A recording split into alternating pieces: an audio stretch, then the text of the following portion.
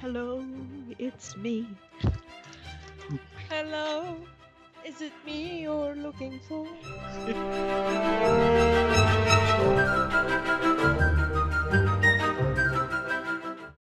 So, while Heck was on a academic leave, the rest of you decided to start preparing for your next excursion. This time into the mines, another dark, dank place. Dank memes. Um,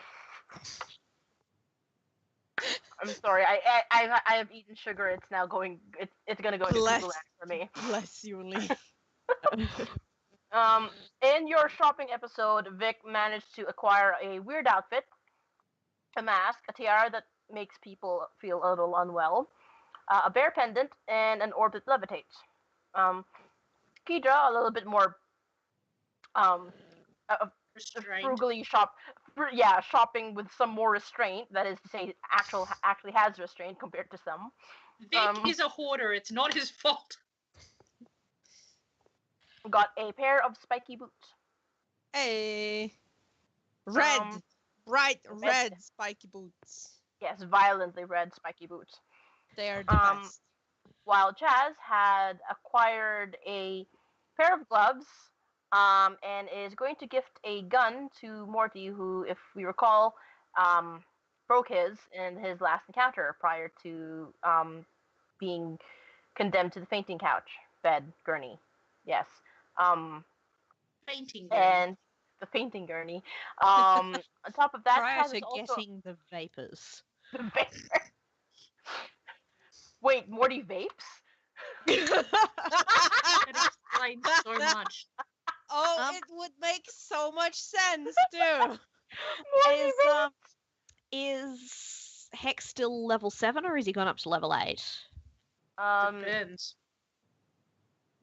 Did I need to actually write down the XP I give you guys because I never write it down in the notes. Luckily, I do. Thank you. I am thankful for my players. They're a lot more diligent with note taking. So just tell Emily how much XP has occurred. From last session? Yeah, from last session.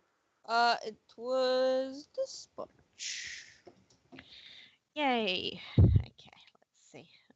On top of that, so everyone came away with a couple of things, new items to wield and or play with. Of note, this was all gotten out of a pawnbrokers. Because apparently, if I call it the other thing, the way I say it can be misconstrued. Yeah. And while this was happening, Morty, bedridden and comatose, was being cared for by Vistra, who was dutifully staying by his side until she learned further about his treatment, his potential condition, etc. Along the way, she also acquired some news as to the things to do with the illness at essentially what is ground zero for the illness, which is in the mines, further incentivizing y'all to get in there. And so last we heard, you guys had regrouped at the inn with our favorite X-ray tiefling. And Vistra just shared this news. And apparently my last note on this thing is Chaz emotionally supports Vistra. And then I believe this had to do with boobs because literally I have a drawing of boobs right next to Lee. Yes. I made a note of the fact that we got only about 2 hours rest before the time that Vistra came back. And I spent that time just spending 2 hours beginning to read my new book on enchantment. I'm not expecting that to yield any results yet, but just saying that I've done. Okay. All right. I put that down. Yeah, I think that we were getting. No, Glenn only got 2 hours rest, but Vic had been at the thing for longer, and so had Kedra. Had been at the inn for longer. Yeah. Because Glenn came after you guys. So I'm Vic correct, and okay. Keitha, I think, were aiming for a long rest. And also, Were they? Vic's got to level up and actually be able to use some of his shit. But that's up to Lee. But I did want him to get more HP because he nearly got smushed several times.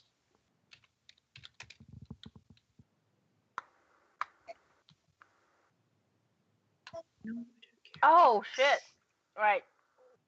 DM meta noting, but Yeah. Chaz was arguing for a lower discount on the purchases you made at the pawnbrokers.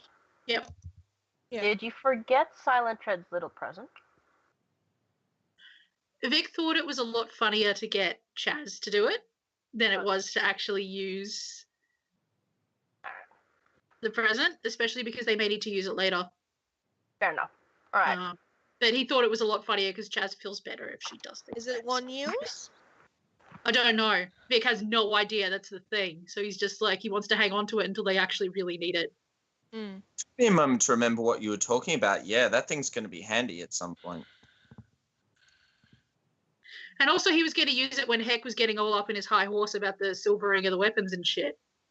But then Heck, like, fucking stormed in like the storm clouds of fucking yonder and came down on this guy like a sack of hammers. So Vic's just like, I'll just let him do that. Speaking of, the weapons are still being silvered. I think it was going to take a long rest until they were done anyway. So. Okay. Sorry, I'm gonna wrote it down. Vic and Keed have long resting. Yeah, Mhm. and Vic needs to get his spell slots back, so. Okay. I think Heck probably would have been resting or doing something remotely sensible. Would have rested at this point. I'll accept that. Would have researched. Reclined on some chaise lounge with grapes while reading books or something. I don't know. Just had a long rest while researching. Yep. More of his style to have passed out face down in a plate covered in muffin crumbs. Love him. Thank you, Natalia. Thank you for being on the same page as me here. We love him. Yes. All right, so Vic's going to... Well, he's not so much set an alarm as he's assuming a cat is going to wake him up when he gets hungry. So... A cat is currently slobbering on your feet. Oh, A cat's Right. full weight is on your knees. Like his full body is Oh. on your knees part, and his head is towards your feet. And you can sort of feel wet licking or saliva being I- drooled on your feet. Vic's just I'm going to like already crack in open an pain. eye. I feel pain for Vic's knees already. Vic's Vic- just going to crack open an eye and look at him and be like, what the fuck, buddy? He is very, like, enthusiastically licking away at your feet. Fine, fucking move your fat ass. Vic's just going to reach out and swat his butt so that he can get up and actually get him something to eat. FYI, Vic still smells nice. Oh no. Victor, buddy, you did it to yourself. He wanted to eat you. Yeah, Vic's gonna swat his butt and be like, if you eat my feet, I won't be able to get you food anymore because I'll be confined to bed forever.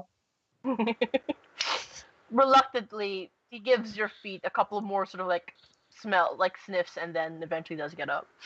Lem. Vic's just like, that is gross, and now I need to wash my feet. He sort of looks over, he pokes Kudra gently, just like, hey, Mm, it's been a while. You might want to get up and get some food in here before we go off and die. I guess. Yeah, just give me a tick. Do you wanna wake up Tweedledum and Tweedle fuck you and whoever else is here? Vic's really not paying attention. He's just like stumbling over to his pack to get some stuff out for a cat. And also it looks like his stomach rumbles and he looks at the chocolates and he's just like, no, I'm not doing it. Wait, are you actually? Wait. Are you hungry? Yes. Is Vic hungry? Roll Vic is hungry. Constitution. Oh my god! Oh. Vicious! Vicious! That That was a was- 9 plus. That was an 11. Just barely. You have resisted. Oh, thank your- fuck. Nice. Thank God. Alright, Vic's Oh, gonna okay. stumble downstairs to get something to eat. After rinsing off his feet and putting his boots on. Okay. Yukita? Kidga is still going to lay down in bed for a little bit longer. Like, It's like, just wake up, okay. systems booting. Okay. So, while Kita's still catching up on some extra rest, Vic, you come downstairs. Sorry, Glenn, you were awake? Yep, I was awake. Just noses in the book. I'm assuming it's written in common. It's common, yeah. Okay, so I can read it. No problem. That's good. I see Vic stumble out of the room, but not going to kind of cause any trouble about that. I'll just say a quick sort of like if Kedra's still lying in bed but awake, I'll just sort of look over and go, "How are you feeling today?" Well, fine, I guess. I've got sleep. Sleep helps. So I'll be up in a bit. Just give me a minute. Sure. A lot happened yesterday, I know. Yeah.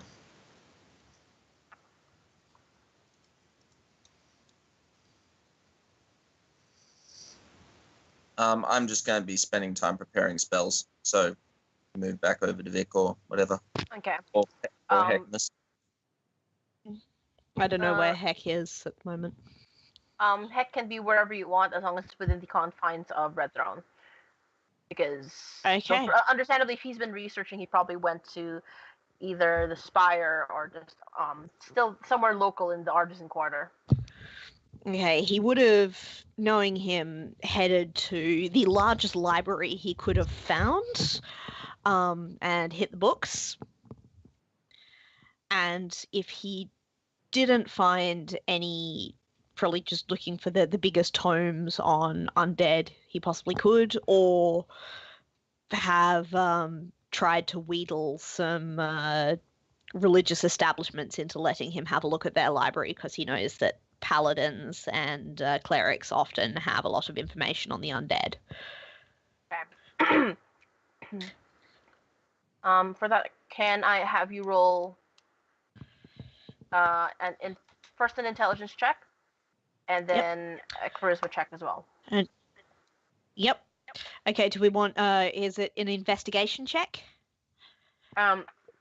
Or just straight int? Yeah, I'll make it investigation check. Sweet. My papers, where'd they go?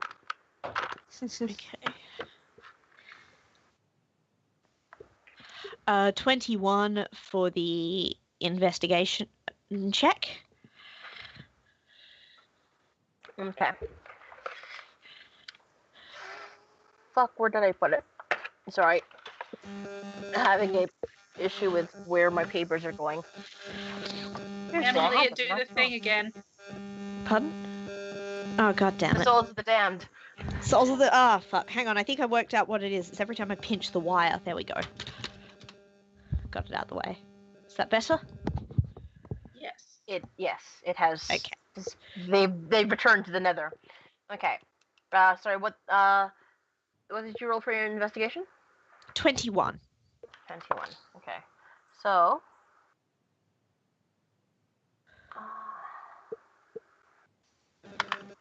you do eventually find a couple of books Nope, it's back again. Hang on. How's that? Yeah. There we go. Okay. Shit, is it this one? No. Yeah. No. Nope. Okay. You do eventually find a couple of books that refer to a banishment ritual. However, it seems to be specific. It mentioned, it does not go into detail about it, and it does require a couple of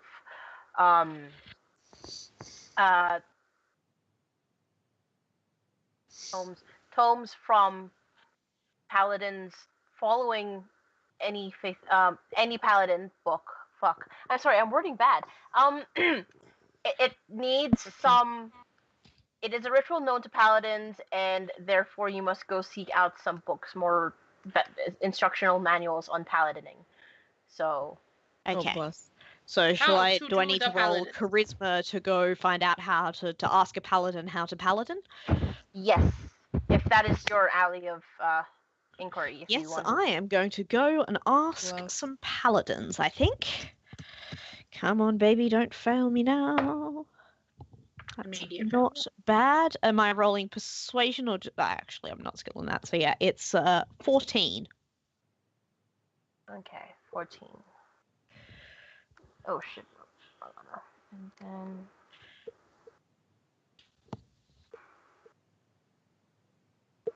Okay, so from that, you do find yourself among the company of paladins, followers of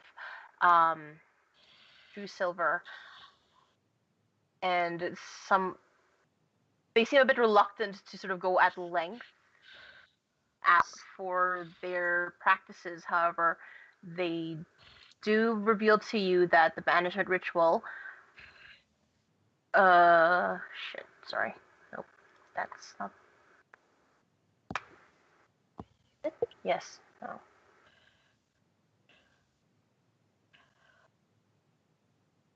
Sorry. Fucking. I did not put it in the right folder, so I'm looking for it right now. That's okay. I'll be right back. Okay.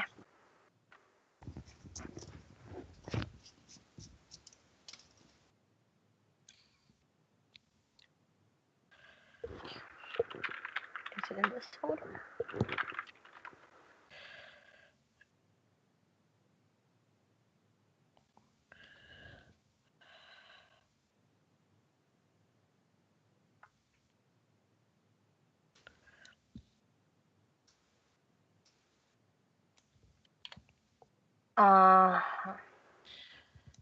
There we go. Okay. So they are reluctant at best to describe to you the full details of the ritual to hand, but a bit of maneuvering of conversation. It essentially is similar to the banishment spell that you would be aware of, the abjuration spell. Yep. However, because that just sort of puts it in a different plane of existence, it still has a risk of returning. Yep. So, you feel as though there's probably some sort of divine aspect to the paladin version of the banishment spell, but those you speak to do not seem willing to part with that part of the ritual. Goddamn paladins.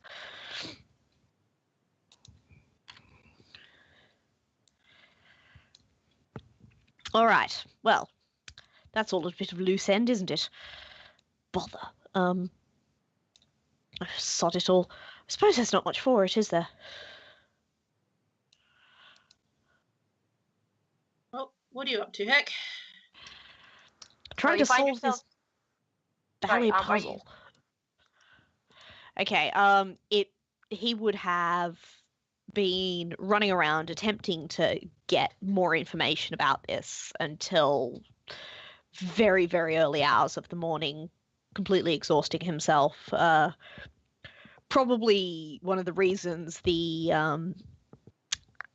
paladins were less than keen to help is that he was disturbing them at o'clock in the morning.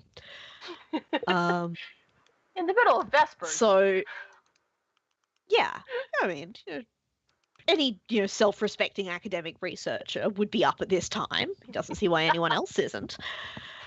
So, having met with failure after failure and becoming thoroughly confounded by it, he will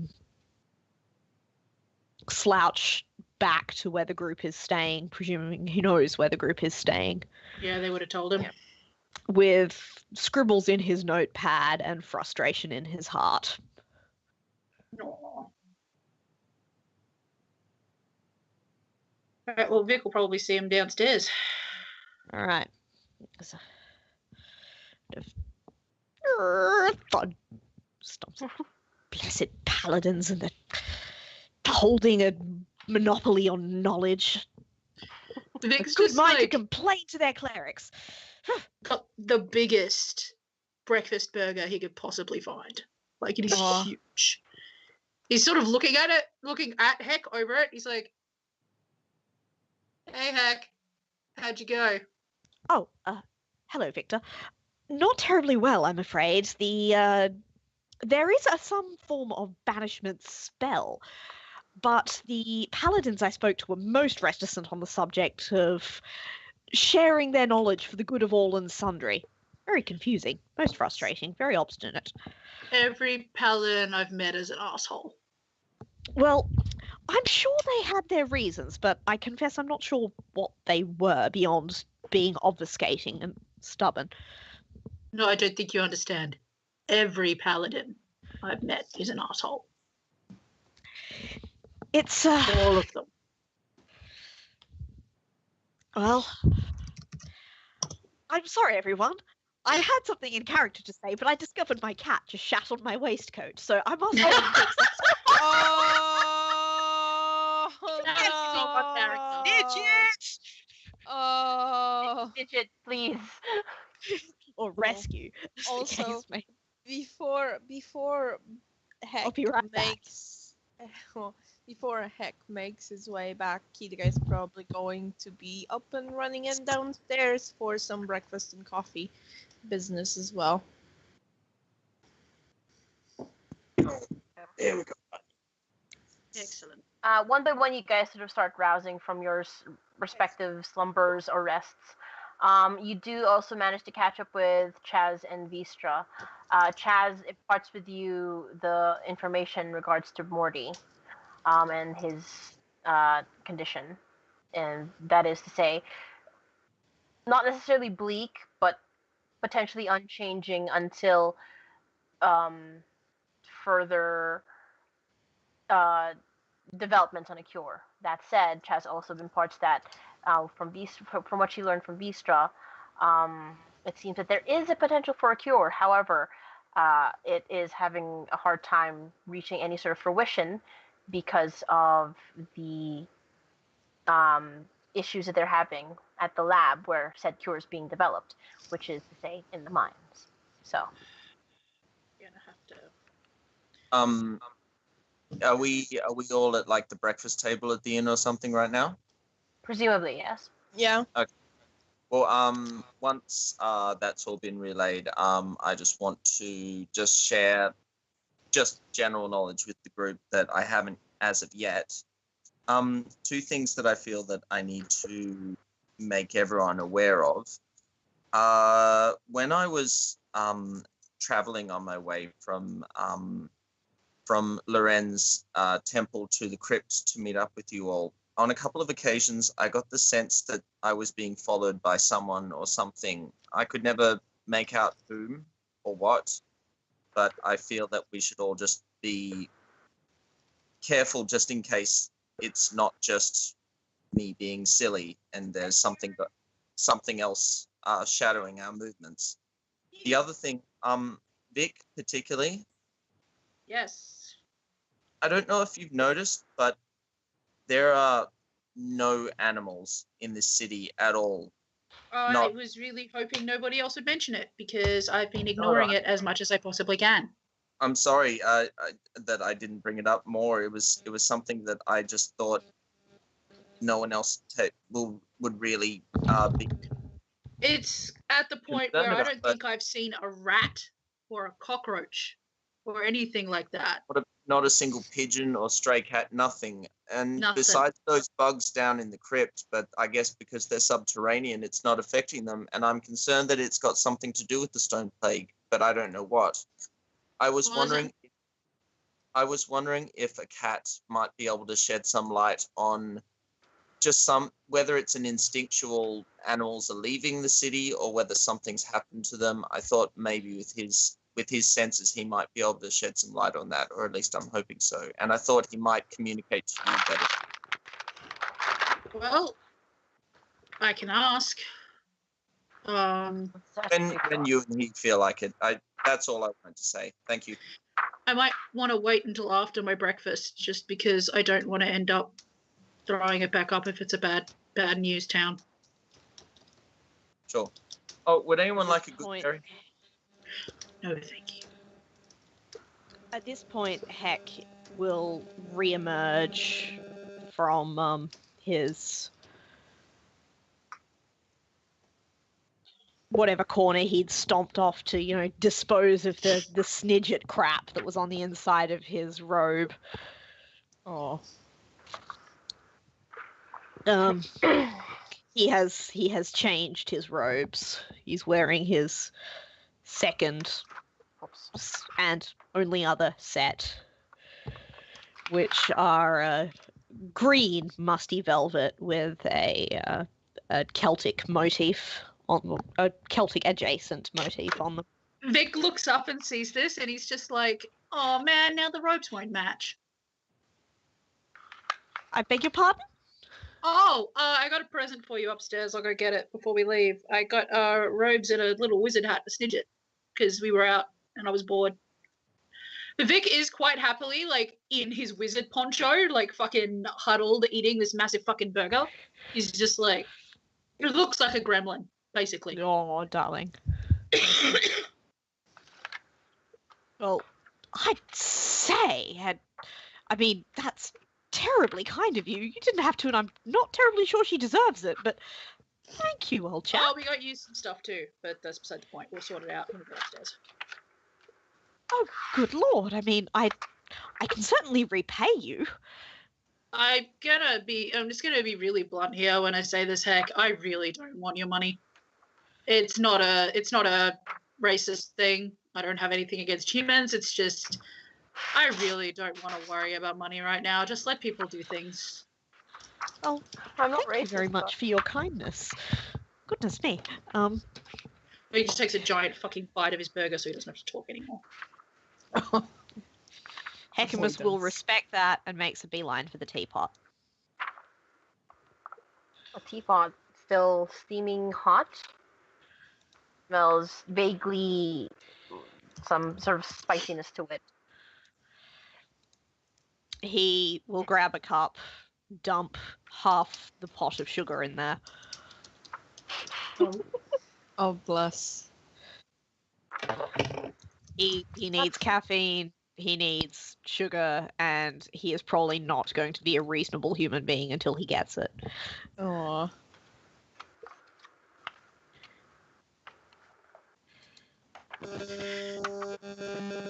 Girl, when Vic's finished eating and hiding his shit and is finished listening to Hecamus commune with the souls of the damned, he's gonna go upstairs and get the new robe that he got for Heck and the stuff he got for Snidget. Bring it back down and just be like, on the note of this, we left a whole bunch of weapons in the artisan's quarter to get silvered, so we should probably grab those Yeah. before we make our way into the mines. Sounds like a jolly good idea. I really don't want to end up dead. It's not a good time. And he looks over at Glenn then, he's just like, sorry, Glenn. No, that's fine. I just remembered. Do you want that? Do you want me to enchant your quiver when we get down there again? Yeah, that'd be good, but I think we should wait until I actually need to No. I understand. It's just I just prepared all my spells and I completely forgot about that one. So I'm just gonna swap something out. Alright. You don't Do we have know to. what we're likely to find down in the mines? Death, Trouble. dismemberment. Trouble. Trouble's good. Thank you, Keto. Trouble, yes. Undead, most likely, considering that the. Hey, wait a sec. I want Vic to roll. Based on what he knows of the undead, because he can detect it. And also because of how the animals in the city have been reacting. I want to roll against an idea he just had, so just give me a sec. That was a 19. Would Vic have heard of anything like this happening before with the undead being restless and the animals suddenly fucking disappearing? Does this sound similar to anything that happens, say, with Yanogu or with any other sort of dark magic that results in corpses being terrible? Relay for me again, whether you want to do it over voice or message me, as to the extent of Vic's knowledge of the Underdark. Okay.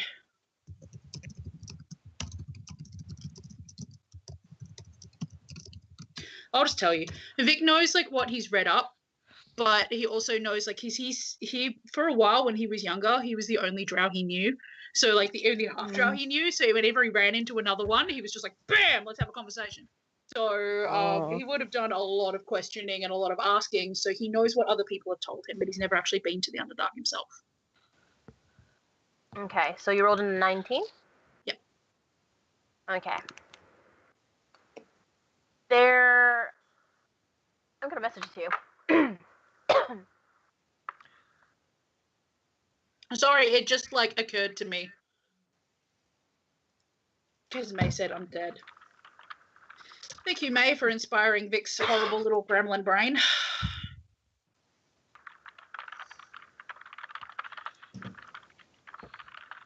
I like how all of that was in caps except for the N.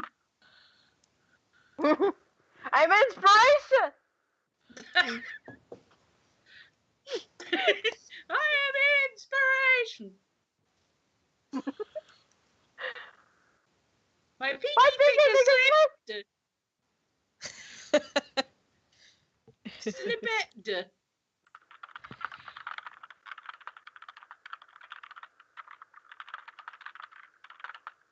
Furious typing.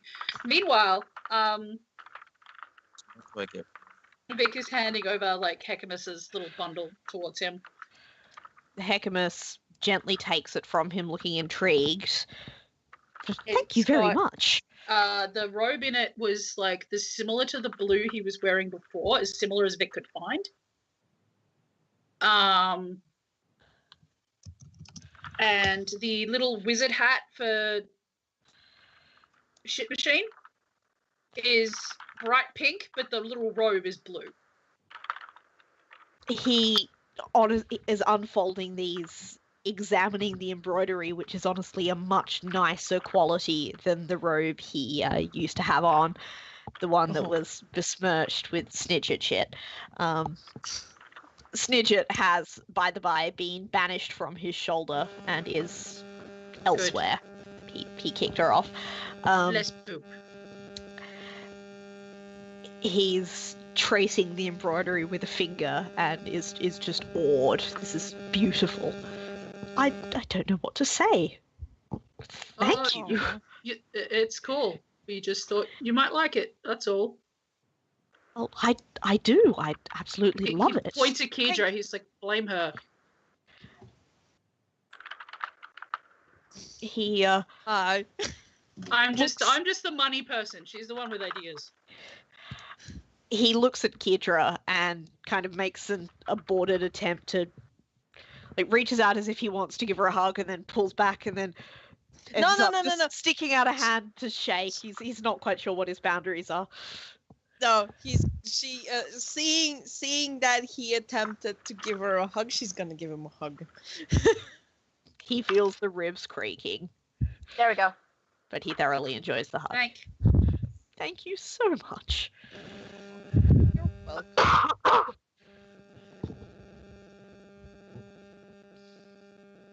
Oh boy. Okay. Oh. So Vic's gonna sit on this for a little bit, I think, because he simply just doesn't want to think about it. But he's gonna wait for a bit.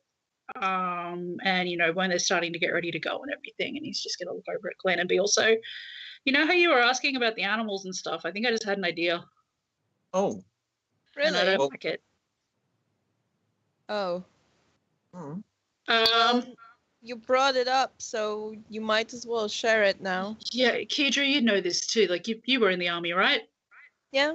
You know when that one captain who's just like not so much an asshole, but just the one everybody knows Yeah. is the one in charge, and everybody sort of scatters out of his way. Yeah. It's like that. There's something or someone here that's apexing the shit out of this predator chain. And I think it's at the top of the food chain and we're all somewhere down the bottom. So we should probably be a little more careful than we usually are. So people aren't aware of this thing, but... Well, animals are usually the first people to pick up on shit. Oh, believe me, I know. So, yeah, Well, I don't we know are what it is, certainly but we are certainly the only ones trying to stir the pot. So I think a lot of people are just scared. I think they're just scared. Yes, he sees in his mind God stirring angrily at mac and cheese, just like, yes, my pretties, mac and cheese. delicious murder. Oh. Making that horrible squidging noise. No, he's just like, look, I think people are just scared. People don't want to admit that shit's going wrong. Like, it's just how people react to stuff. I know I do the same thing.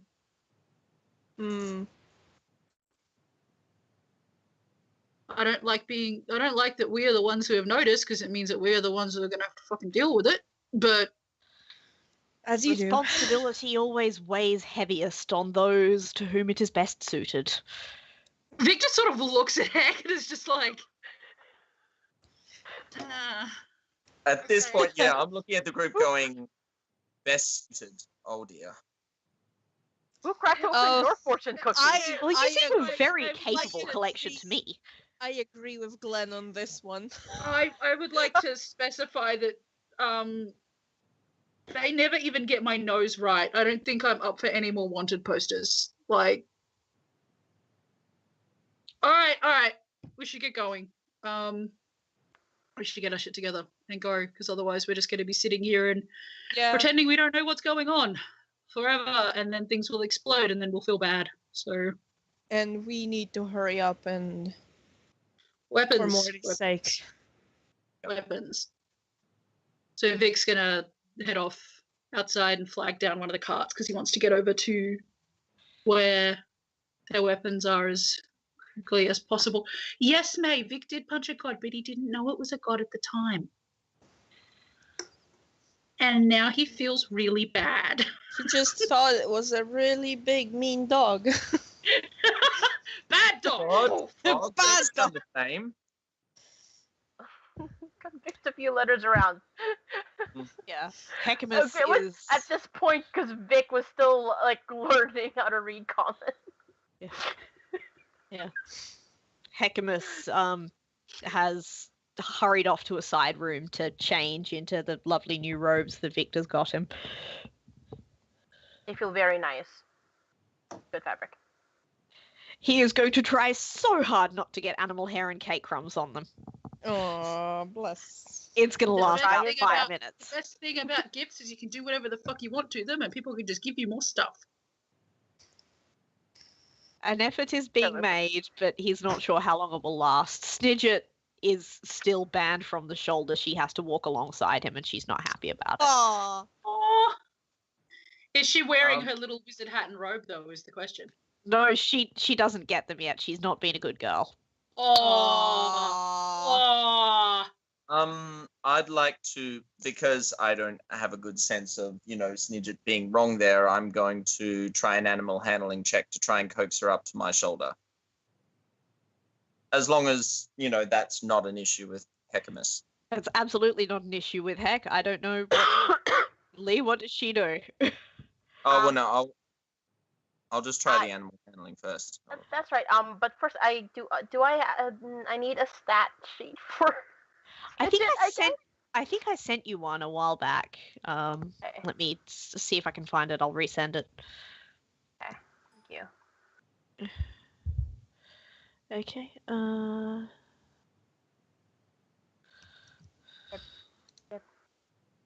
Yep.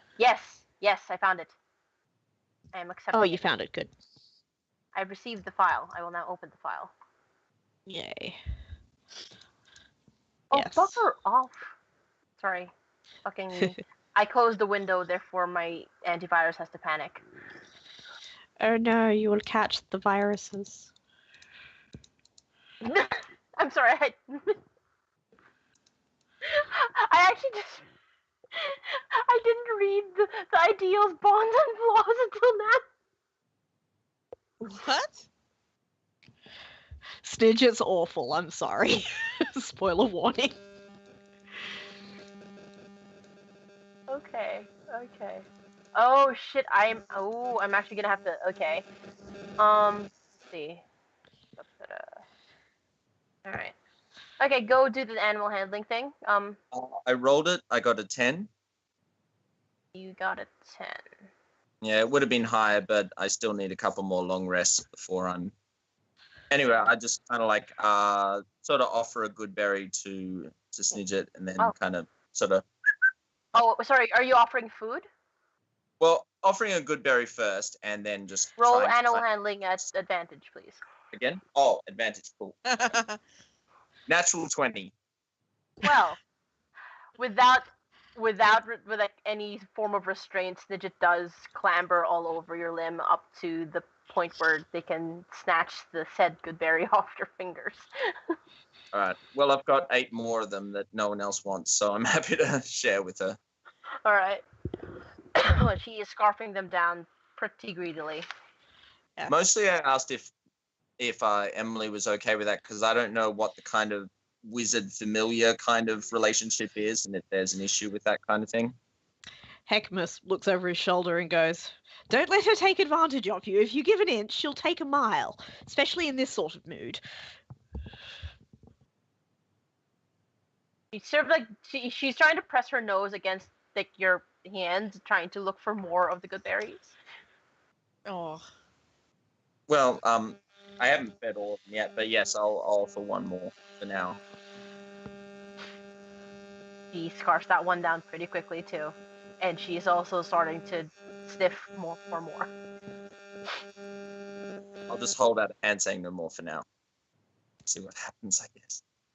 She keeps sniffing. I'm gonna get am I? The hand that you put up is being sniffed and like softly nibbled because it's like it smells like good berry, but there's no good berry present.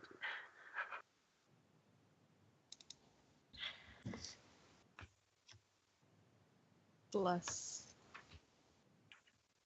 They seem generally displeased, and because you're not offering anymore, they immediately go straight back to Hecamus.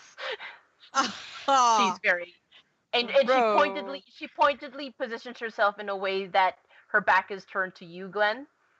Oh, I rolled a nat 20 for you.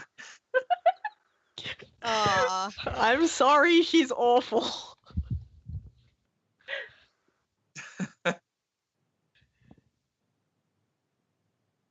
Yes. Okay, so Hecamus glares down at her. "If you think you're riding on my shoulder, you've got another thing coming, young lady. Don't think I know how you are with fruit." Oh, bless. she just throws you the most innocent look ever, while like sort of grooming herself from like bits of blueberry that didn't go entirely into her mouth. A good berry, not good berry. No. So how long does it take for them to get to where they're going? Sorry, you are going to the silvering person, yes? Yes. It's not too far. It's a few blocks down from your inn, so like probably about. Okay, we can walk 25 it. We don't really need to. Uber. Yeah. Dwoober.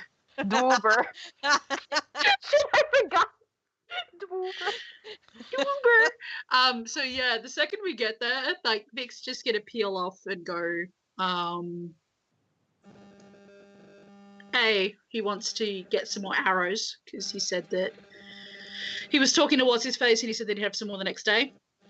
But also B, just make sure that Chaz's dagger and Vistra's dagger and the other stuff has all been done as well.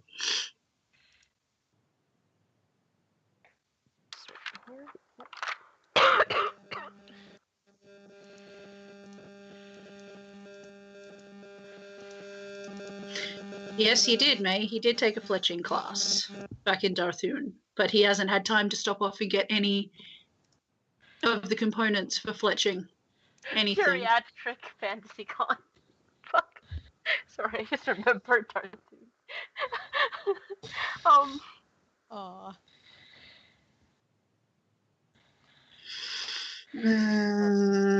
Lee, when you next see your brother, can you punch him?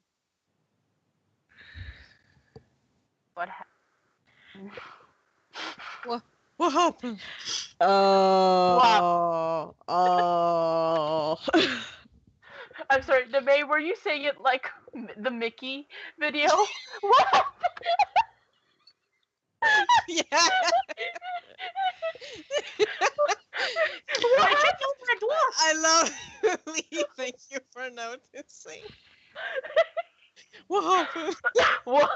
What? I tripped over a dwarf. I will trip over dwarf too. No. Fuck, okay. Oh god. Okay. Oh, okay. Alright. Those the dance, they're overcoming you. Goddamn souls of the fucking shit ass balls. This is what Hecubus gets for researching revenants. He gets haunted.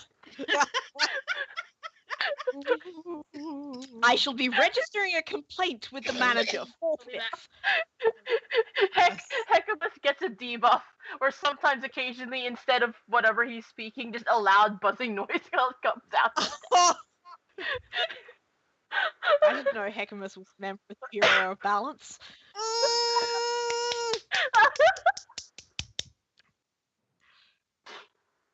Yes. Okay. Shit. I actually, there's a couple of other things being silvered, right? Wasn't there? No, it was just ammo being silvered, wasn't it? Because it just says ammo here, but I want to be sure. No. We all left some weapons. Everyone chose what weapons to leave. Okay. To be silvered. Fuck. Did I write down what Kidra left? I'm not sure. It should have been a Warhammer, but you already picked that up, didn't you? No. Warhammer I left the first time. She also has a mace. Hold on, I haven't even opened my freaking. Hold on. Okay. I didn't even open the character sheet. Dang. Unprepared. Mace, and I suppose she would also leave the hand axes. 2 hand axes to be precise.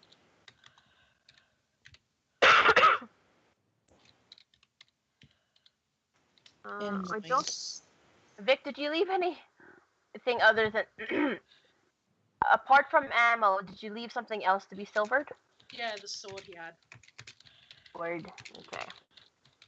Sword. Was it just a normal sword, like not a scimitar or rapier or whatever? Just a sword. Sword. A kniffy and a snord. Did Chaz leave anything? Is a question. Dagger. Okay. Dagger. Vic made sure that he pilfered one of her daggers. Okay. A single dagger? I think it might have been 2 because he got one done for Vistra as well. Okay. All right. So, as you guys approach the familiar little raised podium of a workshop, where shit, what's his name? Riaz, wasn't it? Yeah. Was it Riaz? Ironjaw, yeah. Yeah, Riaz. Was sitting.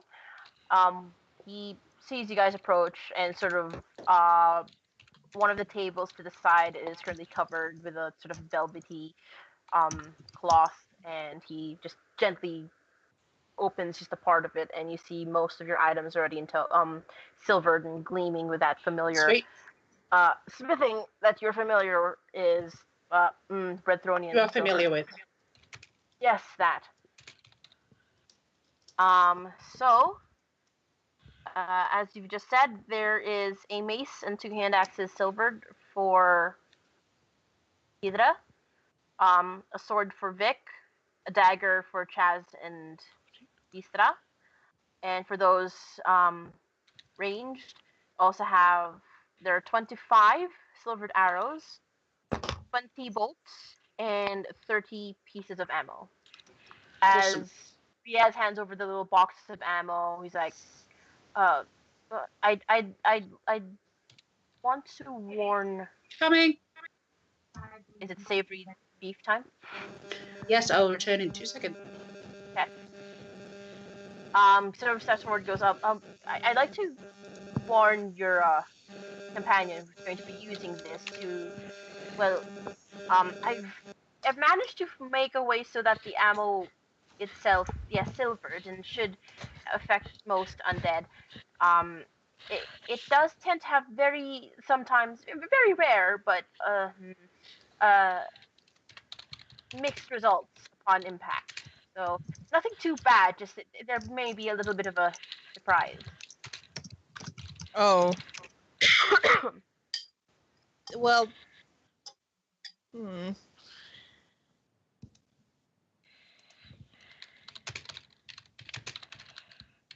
Special surprise. But yes, once they use it, do tell them to be make sure to not shoot at it point blank. Is our well, what I can. Sorry, out of character, is it only pertaining to the ammo again? Particularly pertaining to Morty's ammo, yes. Okay. Fair enough.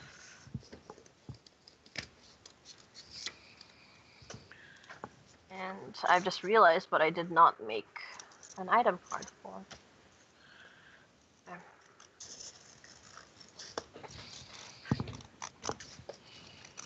I can't make up my mind whether I'm writing in script or in capital letters. Fuck. Okay. So, as he hands over each of the weapons to you, he before you guys sort of turn away and sort of start to deal with your own inventories, he goes, if you don't mind, I'd also like you to I'm assuming you're going to be venturing into the mines very soon, so yes. I'd like you to give this to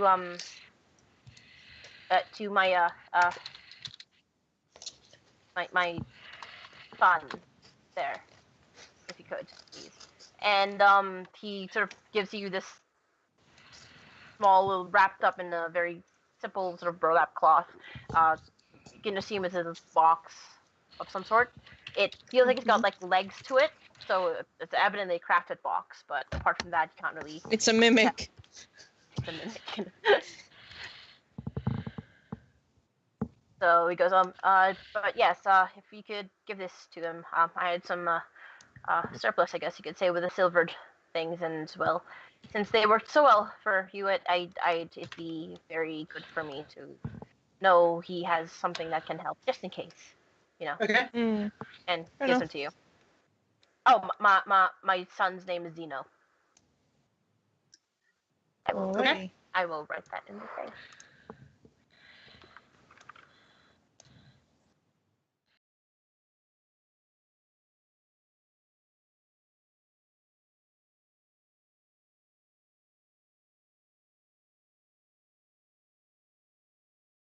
Good lord. So after we've sorted all this, Or we're going to head straight off to the mines?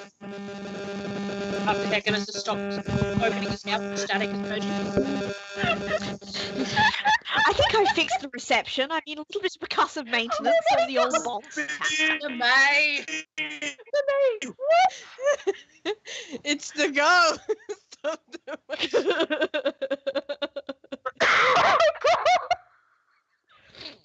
When did you make that? Just now? Just Oh my god! I love you. You're great. Oh You my are going to be the death of me, quite literally. oh. Right. Yes, kill her, because if we kill her, the value of her comics goes up, and I have the only unsigned copy of Clever Oh Man my Volume. god. No. Sorry, that wasn't static. That was my cat headbutting the microphone. Thank you. Blessed by cat. Cursed by cat. She is the worst. Oh, I lost mine. Oh, mine's there now. Okay, I'm gonna turn off the heater then. Swear to God, if you shit on my bed after that debacle, Oh. I will end you. Okay. Oh, rescue.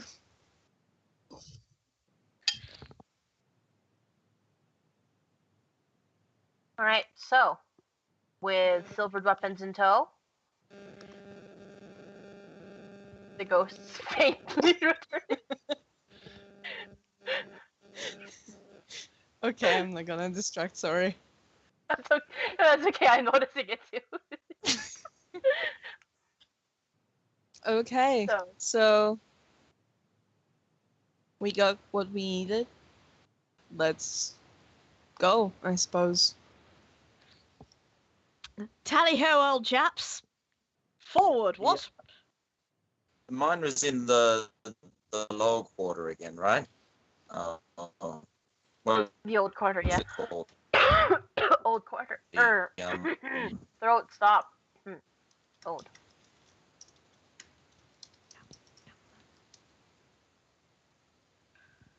Yep. So, are you guys gonna head old quarter ward? What would you like to do? Tries to unmute self, turns camera off instead. Yes, I would like to. Well, seeing as we were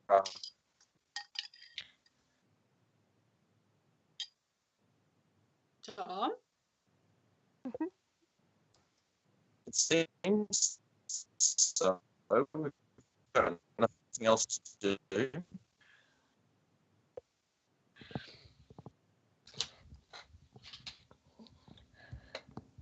I thought maybe three of those. Are we taking or just It's Sorry, you have cutting off. okay? Sorry. done the thing. Hello? Am I better now? Did you switch to Yeah. Wi-Fi by accident? Have I passed maybe I my didn't mean to. technological gremlins onto you? The ghost. Oh, The thank- The ghost has- has on all of our lines. No, it's still on 4G. Damn it, Gary. It's in the system. It's in the internet. Uh, I saw that Ghost Digimon movie. in the machine. Yep. I'll jump out of call and jump back in and see if that makes a difference. Thank you, Gary. You leave. Oh my god! I cannot believe you whipped that up so quickly. It's just a piece of paper. It's brilliant. I'm so rickety.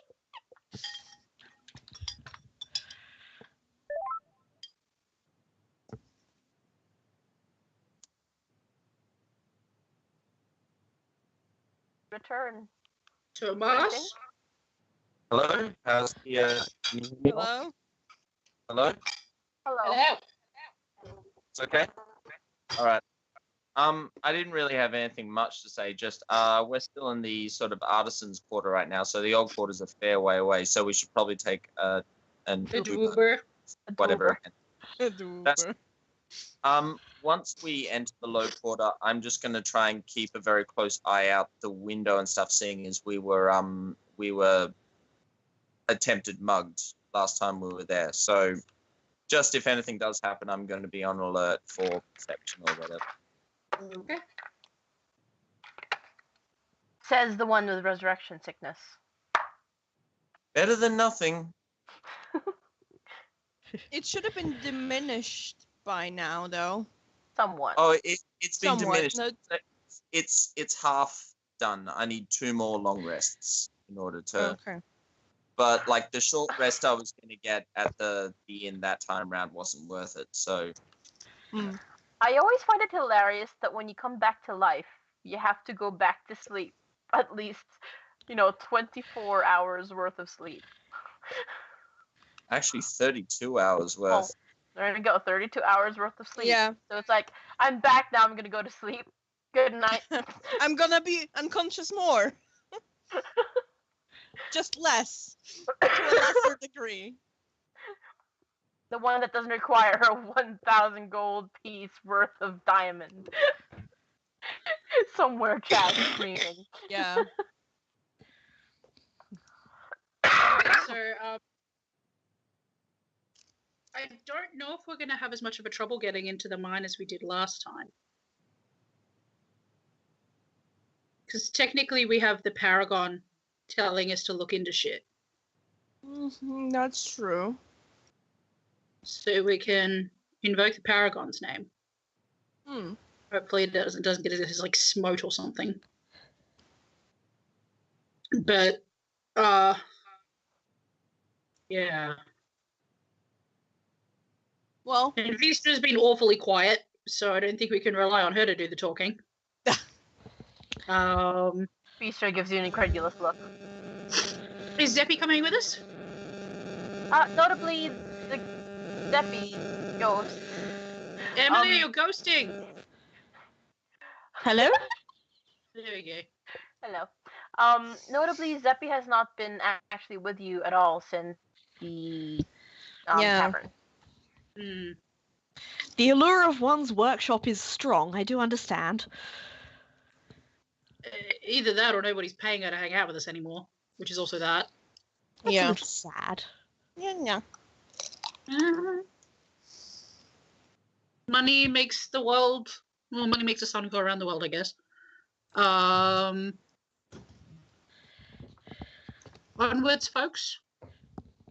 Onwards and upwards, or downwards, I suppose. Downwards. I'm hoping it's downwards, because if it's upwards, I have some very severe words to have with physics in general. Or Alright, let's go. infrastructure. Lead Nick the is going way. to turn to a cat before they go in, though, and sorry, Heck, you do your speaking. Oh, I was just saying lead the way, old chap. Oh, well, I'm gonna fix it to turn to a cat before they go in and go, do you want to come down with us, buddy, or do you want to not? Because I know you don't like... You like underground just about as much as I don't like underground, which is a lot. So... Oh, sorry. I'm sorry. You're speaking with animals is on, right?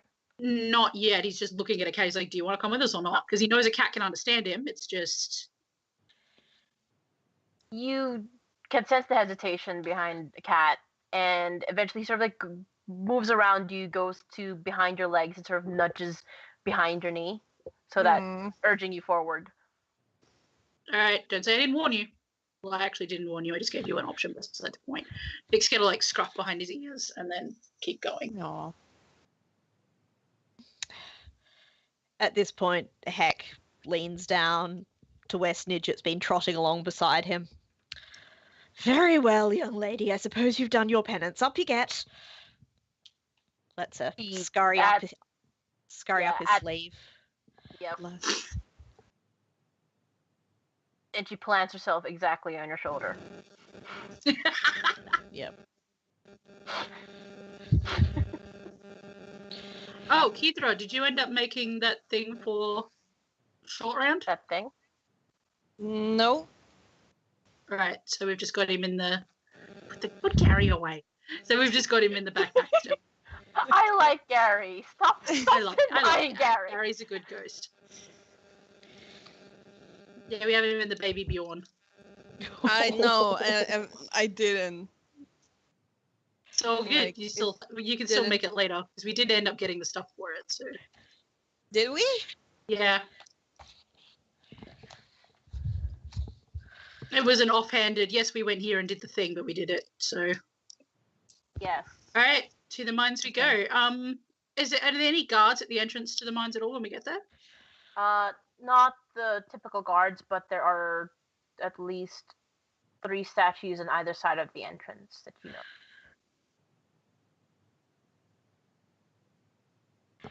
know.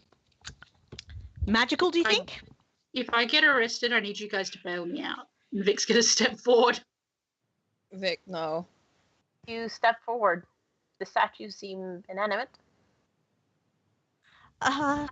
Victor, old chap, alright. would you like me to see if they're magical before we go barging in? Oh no, we know they are. That's yeah. the problem. I don't think you've run into them because you haven't attempted to do anything illegal, heck. Who was it that told us? Was it Ironjaw? It was Zeppy and Ironjaw, yeah. Zeppy, yeah. They even demonstrated.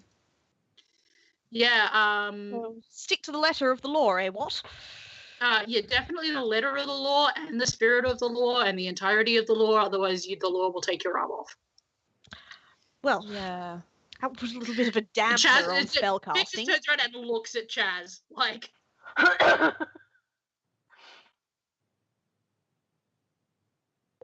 Chaz pointedly not paying attention to you.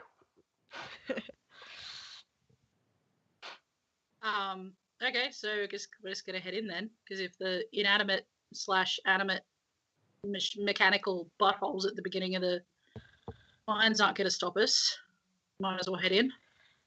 Yeah. Let's try. She's going to march straight past them, like into the mines. I'm going to hold an action if it looks like the statues move or make a move for Kidra. Heck is going to throw his Abjura's shield around his arcane ward. Okay. As you do step forward, none of the statues seem to mobilize towards you or anything, but heck, as you keep an eye out for your companion, you do note that one of them turns its head to follow her figure, but when she gets past a certain point, the head sort of like springs back to its default direction. How far is this radius? It is within 30. I said 35. 35 was this length.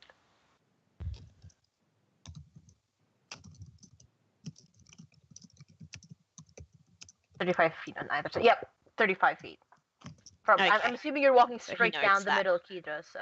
Yes. Yeah, Yeah, Vic's so- just gonna follow after her. For the Right. first time, it's not Vic waltzing straight into somewhere. I distinctly remember one of the times Kidra tried to do that and be the reckless one for once. How did that end up again?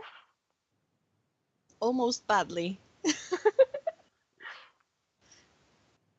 Alright, so you guys do eventually waltz past the line being made by the statues, and seemingly without incident, you find yourself on the other side of the entrance. The entrance of the mine itself seems to be just a large corridor, but with like one open wall towards the entrance. It splits off into 2 tunnels on your left and your right. Both of them sort of curve around a rock.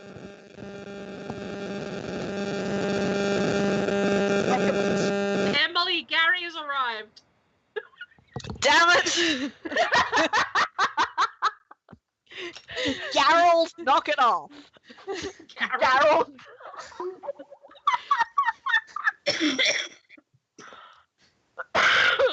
Gerald. Gerald. Gerald is good. You do note that as you guys sort of get yourself across that threshold, you do note that the entrance itself splits off into 2 corridors on your left and your right. But you can see far enough that you see the corridor sort of actually curve inwards, so part of you feels like they probably merge into one larger corridor on the other side. Can I use my... where is it? Thank you. God damn it, now I need to look it up.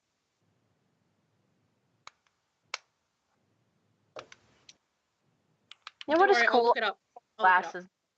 But yeah. I don't have any glasses anymore. Okay. Yeah. I'm gonna look something up real quick. Rip Just keep glass. going. We'll just keep walking. No, I meant glass, the thing that the May was drinking out of. We have Oh. you know those Coke glasses that they sold like promotionally thingy? Yeah, we got those like at McDonald's with certain like orders. Yeah, orders. Yeah, that's right. They came in 4-packs and stuff, didn't they? No, you actually here you got a singular glass with like orders, certain sets. And they have like Coca-Cola logos in different scripts from like different languages. Ooh, Yeah. that I didn't know. We just got I have Coca-Cola. Yeah, I have a few of those. This one That's is neat. Russian, I think. Okay. Lee, how well are the corridors lit? Like, is it dim light, low light, It is. dark light? It's lit. It's normal lit. There are little magical lights sort of on these sconces along the way. Cool. I do love my sconces, but yes, sconce. Magical sconce. Oh, right. I love the word. Kind of Sconce. like sconce. Scones. Would anybody like some mage armor? Ooh. Armor. Kidra. Kidra leans in. I think mage armor doesn't work if you're already wearing armor. No, I have something a little more weighty for you, but unfortunately it's a trifle less durable in terms of longevity, shall we? It doesn't last as long, so I'll Well- slap it on you when we look like we're getting into imminent danger. Vic's Technically, wearing armor, so that wouldn't help him either. yeah, Kidra is good on AC, so someone more in need of like coverage should probably Stairs at benefit Glen. from the Oh, spell. that actually reminds me. I'm going like saying this in character. That reminds me. I walk up to Kidra and I touch her arm, and I cast enhance ability on her. Beep. And I'm going to enhance her for 1 hour with Cat's Grace. You get advantage on all dexterity checks and saves. Excellent. Because I know you've got like you get negative to your dexterity through your armor, don't you? So No, I don't. oh, I thought you wore heavy armor. That Not anymore. oh She is oh, that's a good point. Presently she is not wearing like technically any armor, but oh with having multi-class the barbarian, I get pretty high AC not wearing armor. Like my base AC is really high. Oh, okay. Well, in And that case, I can buff you with stone skin when it comes to it. oh, cool. And then Uh, she also has a shield, which also bumps it. Stone skin I is was not just affected by laughing a because- shield. I was just laughing because you were blessed with Cat's Grace. You have a strange urge to knock things off the surface. Yeah. Yeah. Not that Glenn, it's would you like any like- buffs? Sorry, were you talking to me? Yes. Oh, no, I've got something similar to that that I can use when the time comes. Thank you, though. No worries. In that case, I shall cast it on myself. May, not that it'll probably come up, but with Cat's Grace, you also take no damage from a 20-foot fall. Oh, cool. Don't give DM ideas. I'm gonna cannonball Kidra. Well, if she was still wearing her chainmail, then that would be pretty much like a cannonball. True.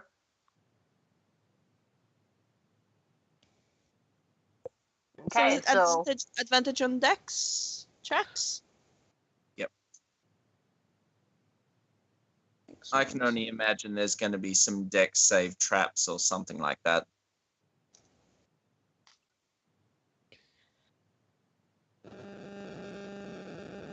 wink. Wink wonk. Alright, But I'm going to be hanging back, so it's better if the tank.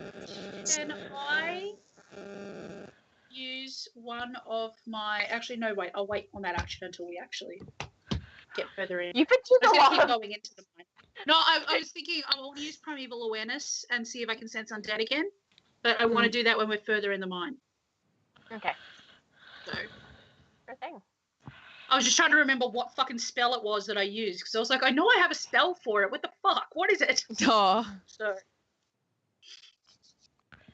I'm not the smartest. So Vic's just going to keep walking. He's going to keep a cat pretty close, because neither of them really like being underground very much.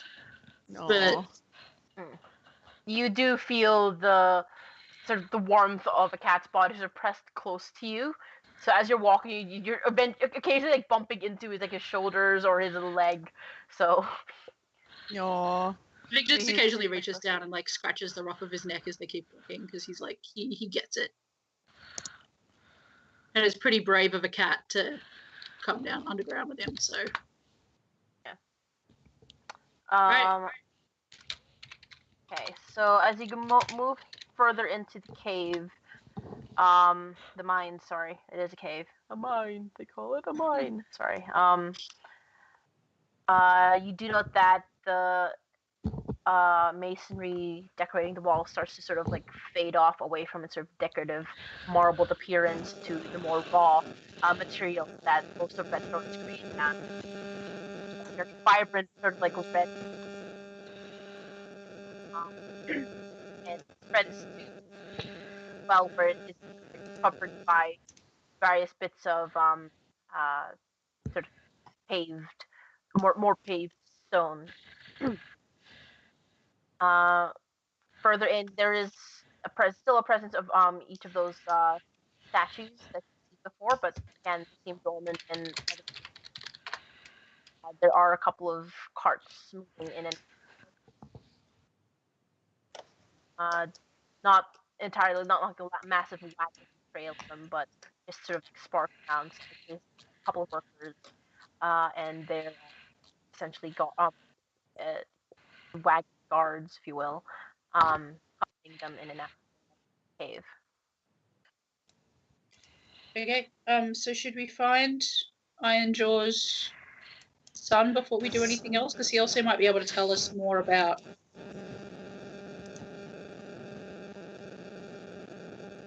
Carol, please.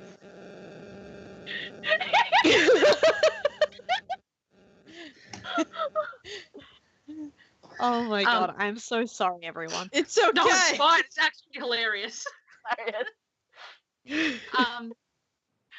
Okay, so we are going to go looking for what's-his-face's son. He may be able to give us some more information about what's happening on in the mine and direct us to where the lab is, because his dad seemed to know, sort of. So at least he knows more about the mines than he... Well, then he lets on. Yeah. I have a feeling that's a thing that happens a lot in the city. Not terribly forthcoming with the information, are they? Nope. Well, still, that's better than trying to figure it out alone, I suppose. Alright, let's go looking for Nico, I think it was. Or, Yes. was it Nico? Or No. Zeno. Zeno. I can barely remember my own name. Why do I have to remember NPC names? Guess fucking that's why. That's what notes are for. Also, I noticed that Riaz was dangerously close to Reyes. Lee. I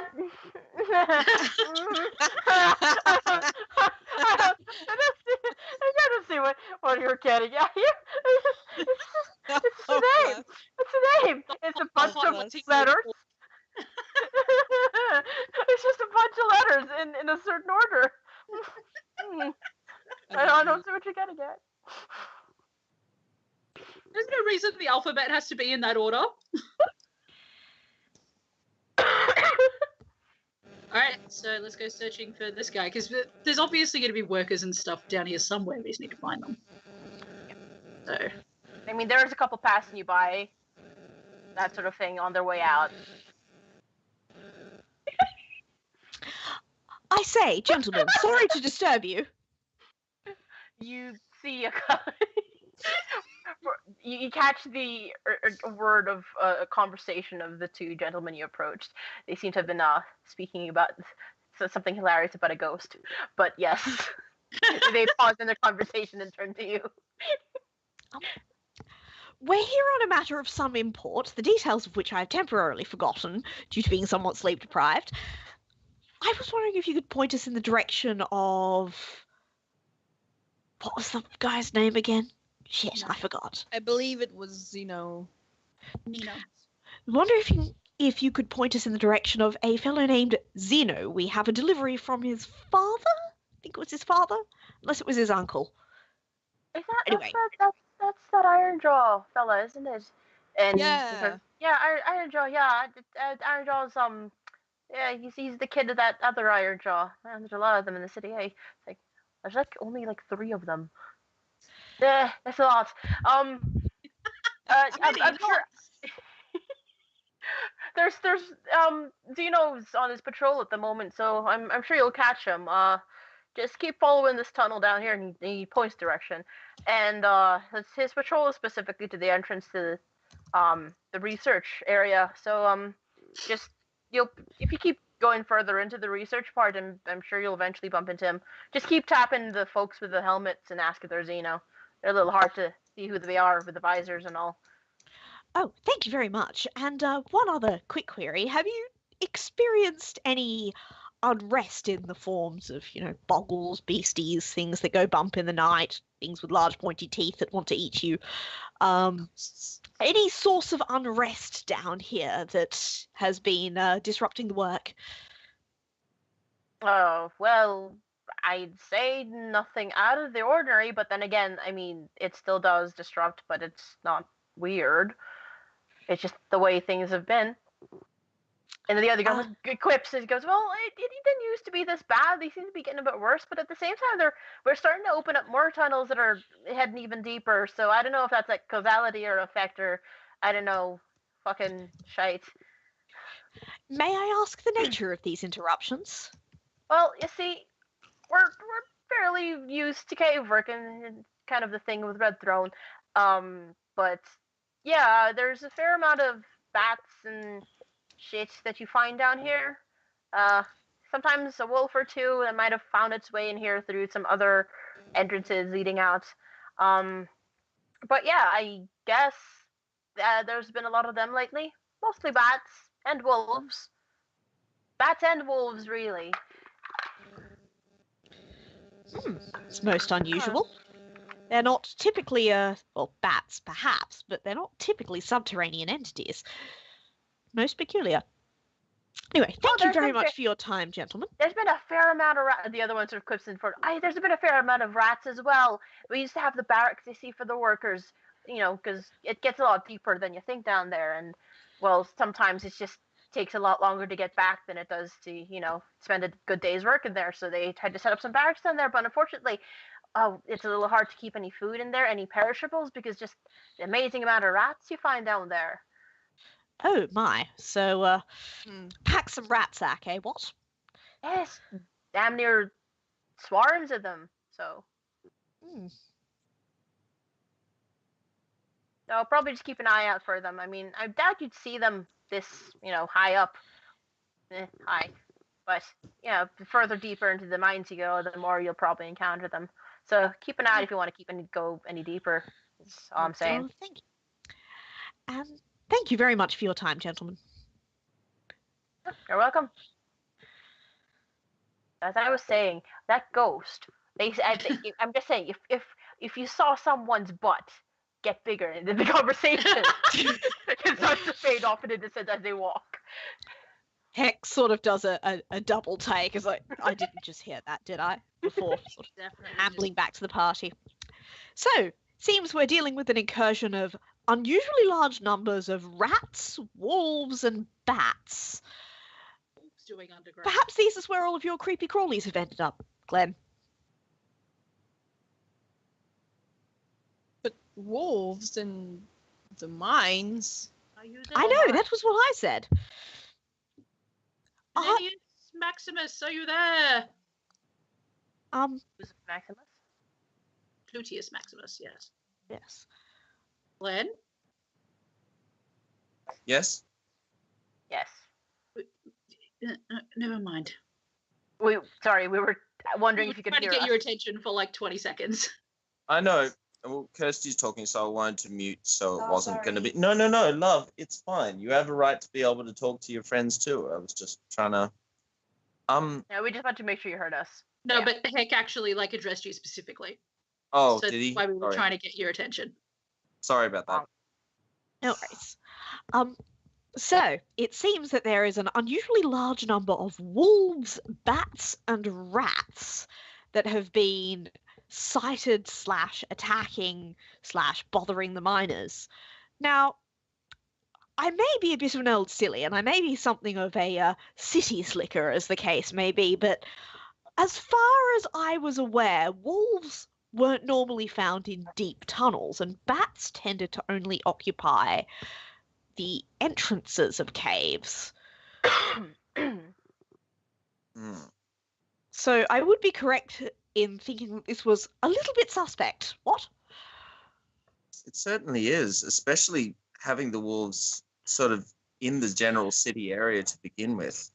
It makes me think that they've found their way into these mine tunnels from the outside and To maybe get away from something. yeah, I mean, but if whatever it is in the city is making the animals disappear, then it would make more sense for the wolves to not be in this general area at all. None of this makes a lot of sense. Could they be fleeing to the mines?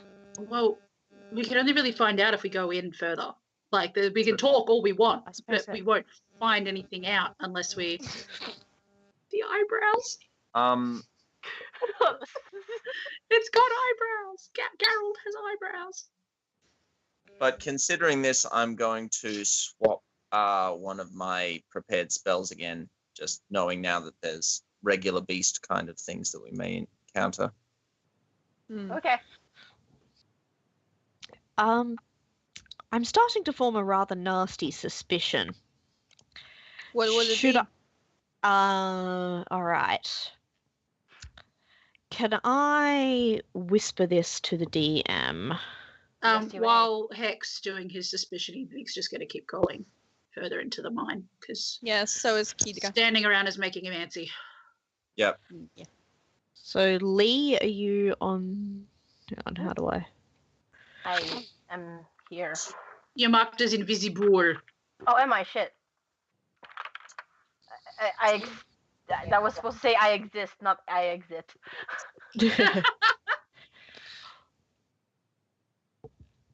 Surprisingly, Hi. Leah's online. There we go.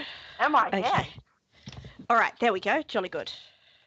So we're gonna just keep going further in. So further, you do go further in, and there is a corridor.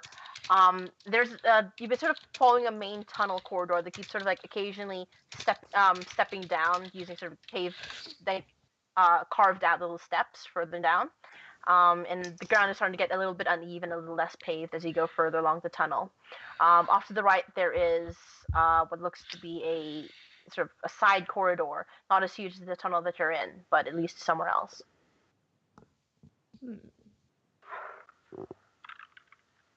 I'm happy to let other people lead on as far as directions go.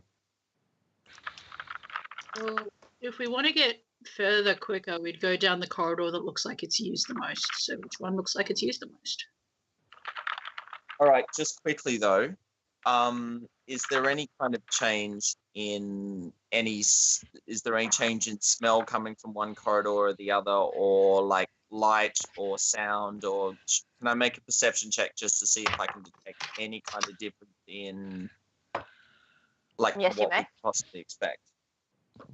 Did the guards that Heck talked to mention like the rough direction? Like when they were talking, did they mention like or gesture towards the vague direction? Lee's laughing. It's concerning. Yes. I made a 14 for my perception. Okay. Did your they like gesture towards the vague direction the research area was in? the Perhaps? directions seem to follow the main tunnel. Their directions did not say anything about a side tunnel. Okay. So we should meet young What's-His-Face, Ironjaw, if we follow this. Ironbeard? Ironface? Jaw. Ironjaw. I enjoy. Yeah. Yes. Iron mandible. Yep. Not to be confused with iron kneecaps or iron elbows. Or iron ears. Tom, Glenn does not notice anything particular with regards to sight, smell, or hearing. However, it is getting tangibly cold and a little. You wouldn't call it a sense of smell, but the feeling is there. There's a certain humidity in the air that's sort of increasing. Is that specifically heading down the main tunnel or the side tunnel or just both? Just Yeah, I'd say both. both. Okay, so it's not really something I can really make much. Yeah, it's not much point really. Not much to go on yet at this point. Yeah. So no, for reference, Well- you've probably just traveled it for about 250 feet further into the mine so far. So Not terribly far in. Yeah, so we should just keep going down the main tunnel to find Right. find Let's go do iron that. food, something. Iron. iron boots. Oh, I found a pen, and it works. Okay. Okay, so Vic's just gonna keep going straight down the corridor, following the main corridor to Yeah. see, and if he sees any other guards, he's gonna be like, "Hey, Zeno." Further down, you do note that the little magical sconces are starting to get a little bit scarce, and starting to get replaced by traditional torches with the firelight. So, it's not as equally bright. Sorry, in my head, it's a warm brightness, not a cool brightness. If you get me, it's the yellow lights now instead of the blue lights. Anyway, so further in, it's getting just a little bit dimmer, still within normal light ranges, but it's visibly darker. And at this point, you're a full 500 feet now, going 600 really into the mine. It is very tangibly chillier as you get further in. There's still a couple of people coming in and out. Some of them who pass close enough by you, Vic, sort of like pause and give the air a sniff, and then keep walking. I know, I smell delicious. He's gonna ask them if they've seen Zeno or if they know where Ironjaw is, so that he can. Some of the ones that you pass by, so go, who's Zeno? Ironjaw? I don't know who. I mean the one at Artisan. Other ones are like, oh yeah, Zeno. He's still doing his patrols. He's just a bit further in. One of the other guards, she goes, when you ask her, she goes, oh well, I did just pass by him like probably 45 minutes ago. So probably. Yeah, he's still in his patrol, but he'll be taking his break soon. So if you don't find him before you reach the first junction, take the left, and that will lead you to the next little guards barracks in a way. Oh, thank you. Appreciate it. Most helpful. Thank you very much. All right. So you continue onwards, presumably. Yes. All right. What's the best option? You follow for what feels like another 300 feet before you see the junction in front of you. The tunnel now is getting a bit lower. Like before the entrance of the the entrance to the mines was sort of like tall in height. Like it was wide enough for people to go in, but it was also tall, rather tall, sort of like more oblongish. But as you've been going further, the ceiling has been coming closer and closer to you. So the sort of sense of claustrophobia is starting to like start to really get to some of your pets. Mouse is decidedly, was sort of like occasionally flies off, but now has been like completely planted on Chaz's shoulder. Snidget has withdrawn into your robes, regardless of any protest you may have had. Heck. Yep. Also, These are new. Vic, a cat is now. While he was stepping astride you, like keeping up with you, now he's sort of like withdrawing a bit, staying behind you, but still sort of like you can sometimes feel his whiskers sort of like pass by your leg. So he's still sticking close by behind you. Is it still high enough that Kedra can still walk without stooping? No. It's still high. It's still very high. There's the roof is about 120 feet high. Oh, right, no worries there. It is sort of like gradually shrinking down now, though. So only just a little bit taller than Kedra, as opposed to like. Cool. She's tall. Tall and broad. But we haven't run into Zeno. There are a couple of guards around. Sort of, they seem to be loitering at this point. It looks like some of them sort of stopped to talk to people before continuing on in their patrols. So you can approach some or one of them. They all seem to be wearing the same outfits. Should have described this. Sorry. But the guards are notably wearing very thick armor. There's virtually not a patch of skin you can see that's exposed. They seem to be completely like dressed to cover it all. Even as some of them turn around, you look at their heads. They look to be wearing some sort of mask under a sort of like a face mask that comes from underneath their gambeson over their nose, and then their little their little plate helmets sort of have a little T visor that, because of the mask they wear underneath, you can only see their eyes. Does anybody else want to do the questioning, or is Vic going to do the "Where has anybody seen Charles Lee?" like screaming? It seems that's up to you now, Vic. Okay, well, Vic's just going to be like, "Hey, chap, hand on the baton." Okay, here you go. You can go do the talkie to the people. Oh no, old chap, I did that last time. You'll go. I quite literally just, and it's like he's looking at Heck like I quite literally just talked to somebody like a little while back. What the fuck? Fine. Any of you guys, problem. He's like looking at the doors. He's just like, any of you guys, because we have something from your dad. And some of them start chuckling. Oh, did Daddy leave him a little bit of a lunchbox? Did he forget his lunch? And they're like chuckling about it.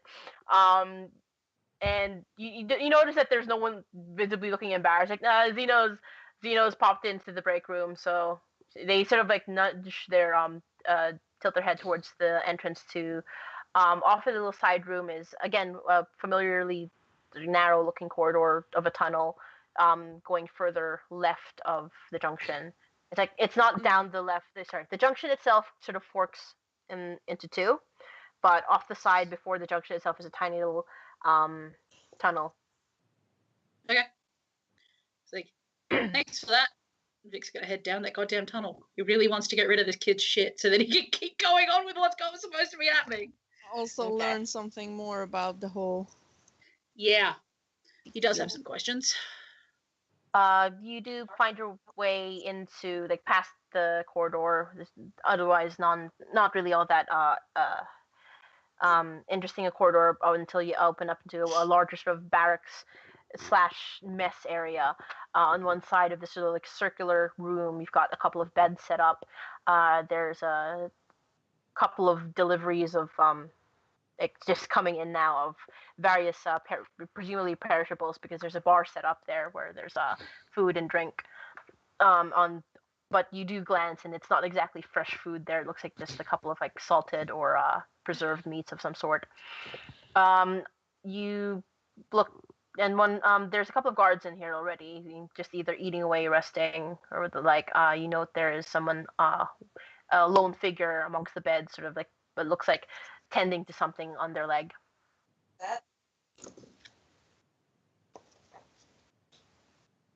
Vic turns and looks at Hello Heck there, old chap. Kidra is going to approach the dwarf sitting on the bed. The dwarf sort of like notices your approaching figure, starts putting down his leg, like, yes? We're looking for Zeno. Look, if this is that delivery that Sheena said was for me, it's not actually for me. She's just pranking me. She's just decided to order it in my name. I don't want it. You just It's from. Are you Zeno or are you not Zeno? Yes, I'm Zeno. Yes. Well, the delivery's from your father, I presume. Oh, Dad. Okay. What did Dad want to give me? What?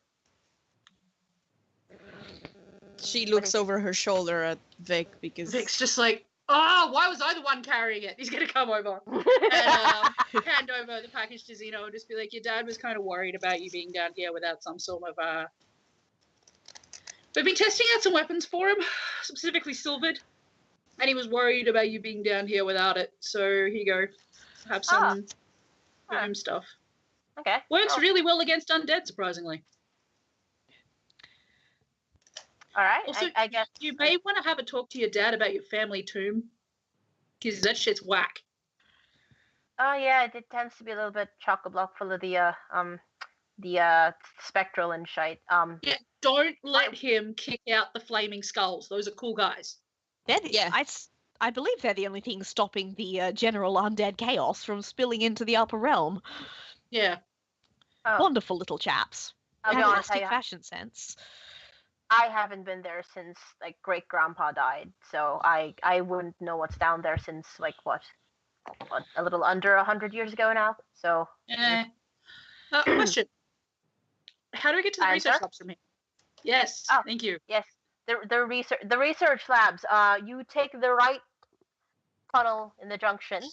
You keep following it down, and it'll lead you to a bit of a jump down. I guess a little bit of a it literally kind of plummets down, but don't jump. Some people are stupid sometimes, but there's an elevator you can summon in a way. Okay. So just it'll be like a little.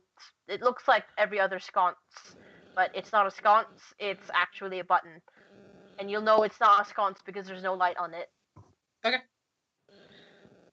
So just wave your hand at it, and you'll hear something, and it'll come up. And awesome. Yeah.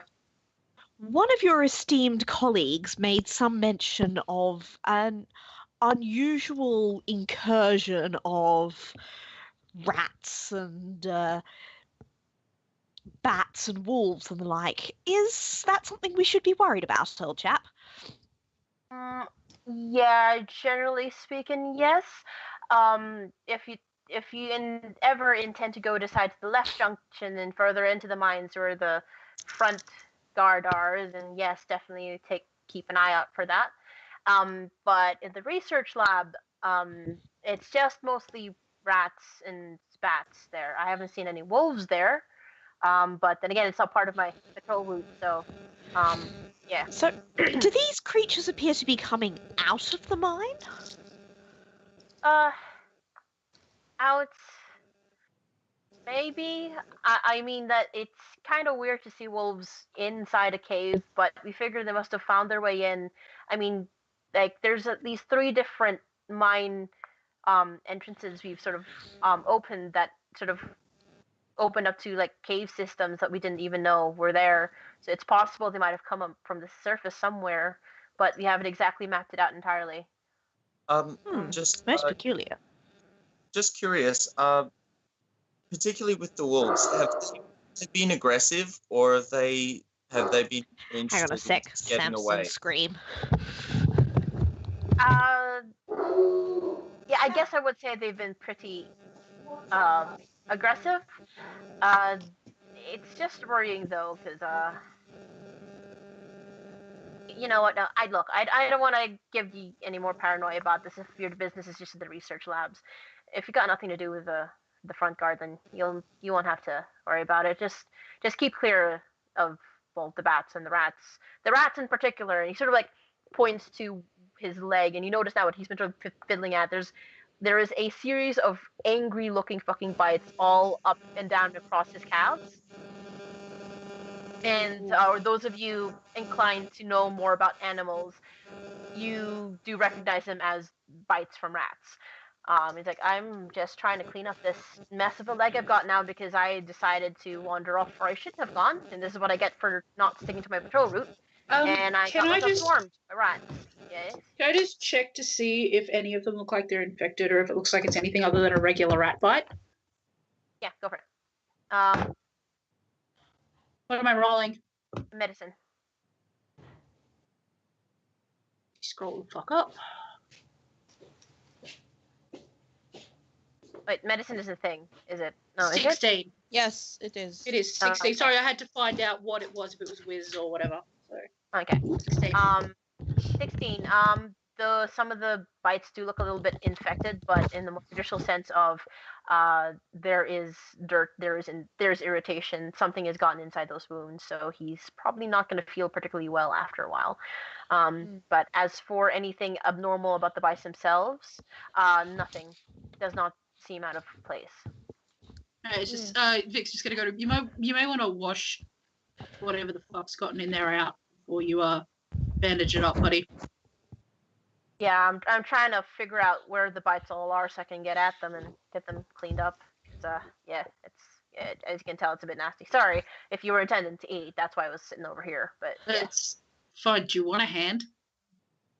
No, but I've got 2, so I'm set. Surprisingly literal chaps, these dwarves. Oh. Vic's just sort of like, okay, whatever. Have fun with that. We're gonna go and pretend we're doing a job. All right. Good luck with that. Thanks, bud. Yeah, just maybe check on your dad when you get a chance, because he seemed to be a little bit neurotic about undead and stuff in particular. So. Look, Dad's always gonna be worried about me. I'm somewhere not at home, so he's always gonna fucking fuss. So. Fair enough. Mm. All right. We escape. Just saying to the group, if you do encounter any wolves, can I attempt, please, to deal with them without us having to confront, without violence? You Please. can certainly try. Thanks, DM. You said the thing. Oh, that's beautiful. Oh, I need one of those. Lee, time. What is the time? Shit. Oh, you have the time? I think we've hit 2 hours. Time to Okay. do. And we will take a break here then. So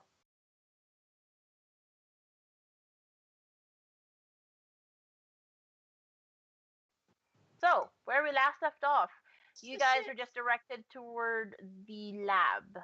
Yeah, we're just we're- gonna head towards the elevator. And you're right then at the junction. elevator. Into the elevator. One of our players have decided to call it night because they're feeling well. So their character Hecamus will hang back for a bit, hang around with the guards to check and see, follow up a couple of resources with regards to what you may or may not be facing further into the mines. So, what would you like to do? Well, are we at the elevator yet? I didn't think you were yet. You were just making your way, yes. Yes, No, that's we all right. Making our way downtown. walking So just fast. conversation. Walking Can I just fast. say? Glenn's just gonna turn to Vic. What's an elevator? You're in for a treat. Huh? It's a platform that moves all on its own.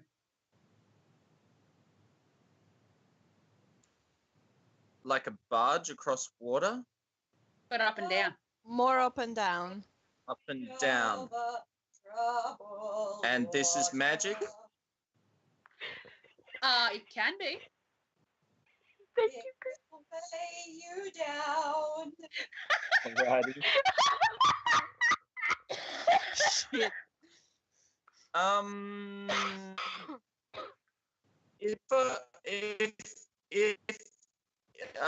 I'll see what happens when I get there, but I may go for another option if that. Look, Not sure I feel comfortable with that. jumping was not advisable.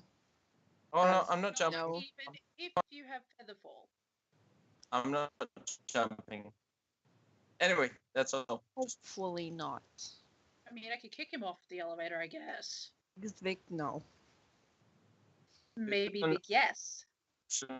For me to check what's down before we touch down. Don't really care. Let's go. Why are we speaking out of the corner of our mouths? To show that Because- it's talking out of character. Sorry, that's standard now. If you guys have to talk out of character, just talk it out of the corner of your mouth. Yeah. Okay. Okay. Alright, Vic's gonna head towards. Fuck all of you. Vic's gonna head towards the elevator, and he's looking for the sconce that Corns. what's his fucking rat bait told him about. No. The Ironjaw the Younger is not very good with the descriptions, as you do follow the line of sconces looking for the buttons, so called, and it looks nothing like the other sconces. It's literally just a button. It just shares the exact same color, a sort of like deep brown looking color. It otherwise has its own shape and looks nothing like a sconce. It looks like a button. Vic's just gonna press the button. The button is just pressed. You hear a gentle chime echoing from the depths of the elevator. In front of you is a large pit. It does extend further down. There is light being emitted from the bottom of it. And as you press the button, you see a platform start to move upwards. It seems it will be taking its time a little. Okay. Gentle music plays. Nah. Yeah, Vic's just gonna look at it. Seems like a normal elevator to me. Is there space in in the elevator shaft around the actual platform, or does it? Oh my pretty god. much encompass No, the Glenn, that's entire how you campus? die. Yes, there is space around the platform itself. That's Okay. how you die. Not gonna die. Is At this least gonna not- involve you taking off your clothes? Because I No. protest that. No. This is something I've used before in play before. That doesn't mean I trust you. Well, seeing it making its slow trundling way up and seeing that it looks all very mechanized, as far as I'm guessing it is, I'm gonna go. Nope. And I cast spider climb on Glenn. myself. Oh Walk god, down Glenn. the cabin. I cast magic missile. That's the darkness. It's the darkness. Darkness. All right. Vic's just looking at this So- and he's like, why? Glenn, this is just like pulleys and stuff. Lee gave us a fair warning about getting to the bottom of the elevator shaft for a reason. I'm trying to make the most of that But warning. if you get there first and enter initiative first and die before we get there, I don't have to go all the way down. I can go, take a look, walk all the way up. This thing lasts for an hour. enjoy yourself, enjoy your death. Off you go. Enjoy your heck. He's not here. Oh yeah. Aw. No heck. Enjoy no heck. No, no heck is not enjoyable. How far down the shaft? How far down does it go? The shaft seems to go for about 450 feet. Okay, so not that far. All right. Well, it's That's pretty far. That's no, a it is- huge it is- amount. Sorry. Yeah. Okay. So That's like a quarter of a mile. Like, Yeah. what the yeah. All right. So if I went to just to 400 feet, would I then be able to get a good idea of the room underneath or down below? At the very bottom of the shaft, from what you can see where the light is coming from, there is what you can see is the entrance, the exit of the elevator itself. It does seem like an open area, and you don't really see anything from there. You're not sure if you have a good bird's eye view or not. But Well, light is coming in, so. I'm just going to try a quick deception check to see if I can get a good idea. Okay. That is 12. Probably not. Now, you can see a couple of maybe some form of acrobatics you make to see, but nothing that can indicate any decent forewarnings to what might be waiting for you at the bottom.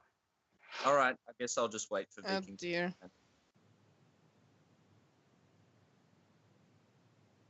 Okay. A few more awkward moments pass.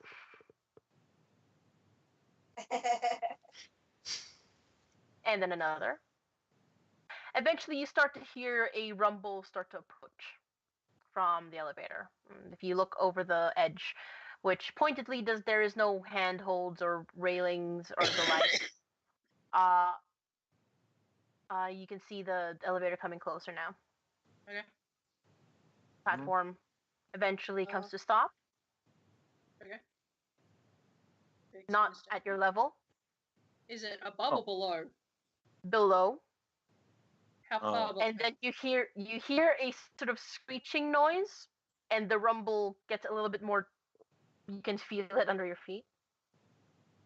Uh-oh. And then the screeching continues, and then a click, some very distant clanging, and the platform eventually raises to your level with a sort of like a jolt. Okay. Nick's just going to shrug and step onto it.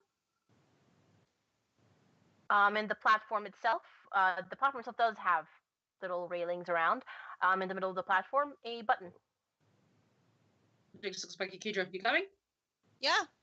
Kidga basically just followed him onto the platform immediately. He wants to check out a cat, see if a cat actually wants to come or not. He's just sort of looking at him, just like...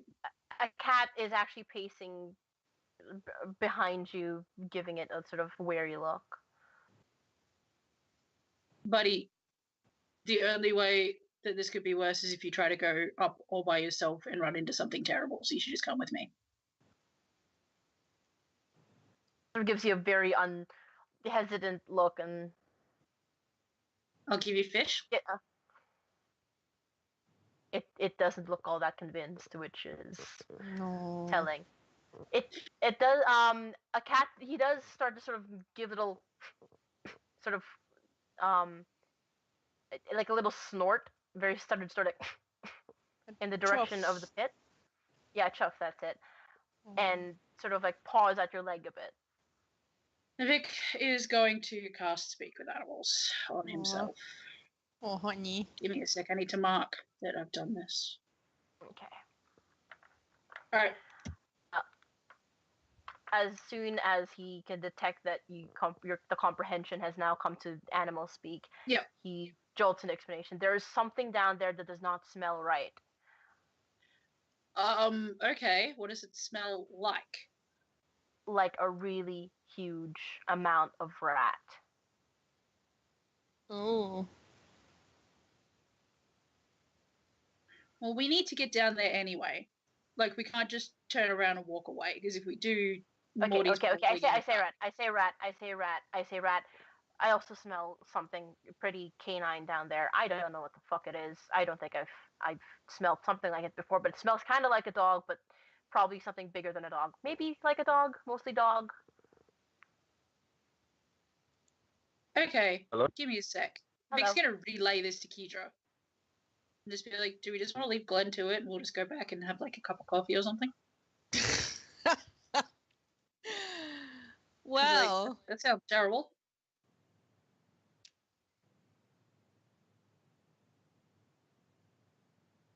Look, if the canine's what I think it is and what I'm really hoping it's not, this might be partly you're- my fault. you're.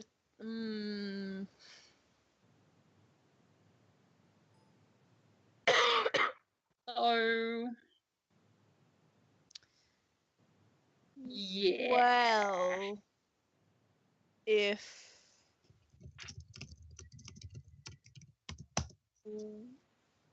we don't go down there, not only Glenn is going to get himself maimed again, but Morty is also going to die. And Vistra will be very unhappy, and I will be unhappy, and Axelrod will be unhappy, and... I know. I would actually not like that outcome that much either. Even though Morty has been basically shitting in my breakfast since like the last couple of months for some unforeseen fucking unknown reason. DM interrupt, but Neme, your camera's frozen on me. I'm not sure. It's just me. Is it just me? That's just you. Oh, okay. Is it working now? Yes, I see you move. Okay. Sorry. All right, continue. Oh, But I'm not saying that we shouldn't go down there. It's just I've not listened to a cat before, and I ended up with some interesting new scars. So Kedra is just going to put her hand on Vic's shoulder. And she's going to be like, look, that's why I have a shield. Yeah? okay. She's just going to hug him. It's just got like hover hands. He's just like Aw. pat, pat, pat. Okay. Aw. All right. Hey, cat. If Kedra gives you a hug, will you come onto the platform with us? She's really good at it. Oh. He looks very worried. All right. Come on, bud. You know how I am about underground and the big rat and dog. I'm cool with rats, but that's a lot of rat I am smelling. And If we kill all the rat, then somebody's bound to like fucking, I don't know, give you a medal or something. You deserve some recognition for putting up with all of my bullshit, so you might as well just come with us. okay. Thanks, The bud. rest of you sort of can hear the sort of a cat. Aw. So. Vic is going to give him a hug when he gets onto the platform. He's literally going to get down and give him a hug. Because he knows how hard that was for him. Yep. And then as you hug him, he says while you're hugging him, if I don't get a fish the size of me after this, I'm leaving. I will find you a shark. I will fucking find you a shark to eat. Like Tuna. I don't know. Vic's never seen a tuna before. He doesn't know how big they are. Oh. I don't know. Or tuna. A tuna. Or tuna. A tuna. Well, alright. Let's go. She's just going to smack the button. I'm assuming Glenn is astride with you guys. Astride? Did you come back up? Elevated.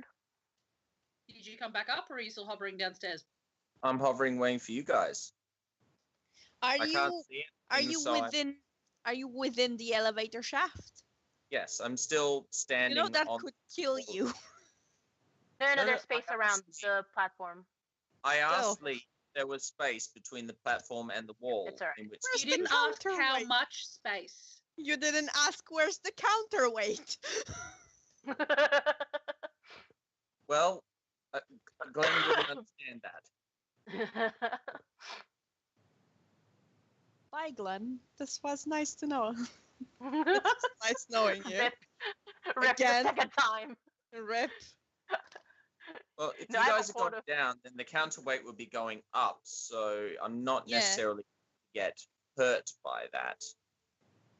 Just for clarity's sake, the counterweights seem to be on either side of the platform itself. It isn't anywhere near where Glenn would be in danger. Okay. Thank you. That said, as long as Fair Glenn enough. doesn't decide to stand up on the wall, like standing on the wall that way, perpendicular to it, you'll be fine. Yeah. I'm assuming you're quite literally Spider-Manning it. Well, I can stand, but Spider-Glenn. yes, I'm Spider-Glenn. thankful. Doing whatever Spider So it's fine. Glenn does. Can he swing from a web? No, we can't. He's a Glenn. Look out. It's a Spider-Glenn. Okay, we are making our way down the shaft and Rumbling Yes. fast. rumbling fast. Okay. Hopefully no faces are passed as we go down. As you press the button, the elevator does jolt to life. You see the weight. Where Glenn is, you can see the weight sort of start to move along with it. It is not entirely a smooth ride, and those of you who were on the elevator in the spire, you have very different experiences of elevators now, and some modicum of appreciation for the smoothness of magically powered elevators versus more mechanical ones, because this one is jolting and stopping for the first 120 feet. It's jolting, stopping, like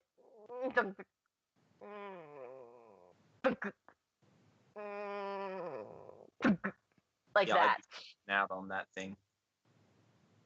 As soon as sort of the 120 feet clears, the rest seems to be probably as smooth as a mechanical lift can get, and it's sort of just chugging away, going all the way down. Alright, cool. As you start to near the exit, the lights are starting to spill into the shaft again. You feel some relief of finally I can get off this stupid thing. And at that moment, in that last 100 feet, it suddenly plummets. Oh. It falls down really fast. I want everyone, well, you two, to quickly make a dexterity check, please. Shit! Hey, you have advantage, Kedra. I know! Thank you. Hold on. Get wrecked, Vic. I would also like you to roll for a cat, if possible. Well, that didn't fucking do anything. There we go. Tossed my dice sideways. Goodbye, dice. That's better. Both of us actually rolled 14. Rest in pieces. I rolled an 8. No, yeah, an 8 to start with, and I was like, fuck. And then I'm like, oh, wait, I actually have bonuses. I rolled a 7 and a 10. Oh god, what's your bonus? 1.5 of my proficiency rounded up because I have remarkable athlete now that I am level 8. So all in all, is it above 13. 12? Okay, 13. good. Those of you who got above 12, which is thankfully all of you, the plummet, you felt it in your stomach before you cognitively recognized it as the elevator has now lost control and went to grip for the railings around you. As the platform careens towards the ground, you hear an Shit. awful metallic slam, and you're pretty sure some sort of mechanism got bent, and you feel the impact as you reach the ground. You are all unscathed for the most part, but a cat, by the way, has literally unintentionally sort of decided to grip onto you, Vic, by way of his jaw. His jaw is currently clamped around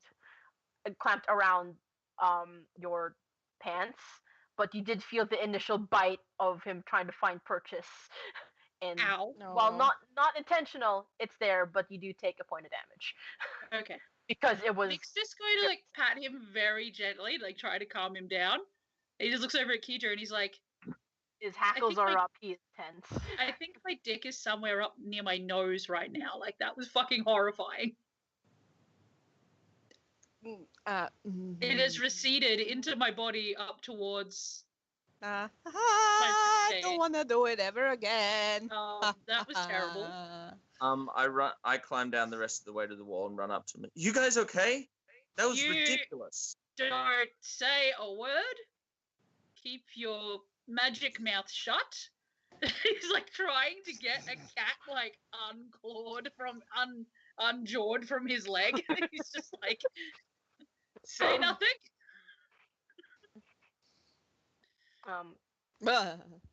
Just roll a Let's Constitution just- check for me right now with for a cat.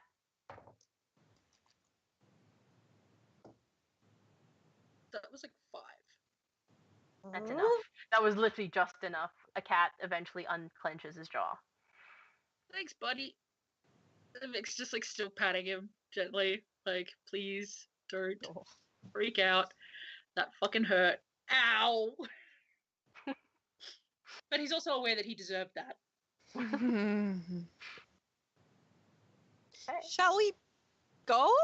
Yes, off this platform would be nice.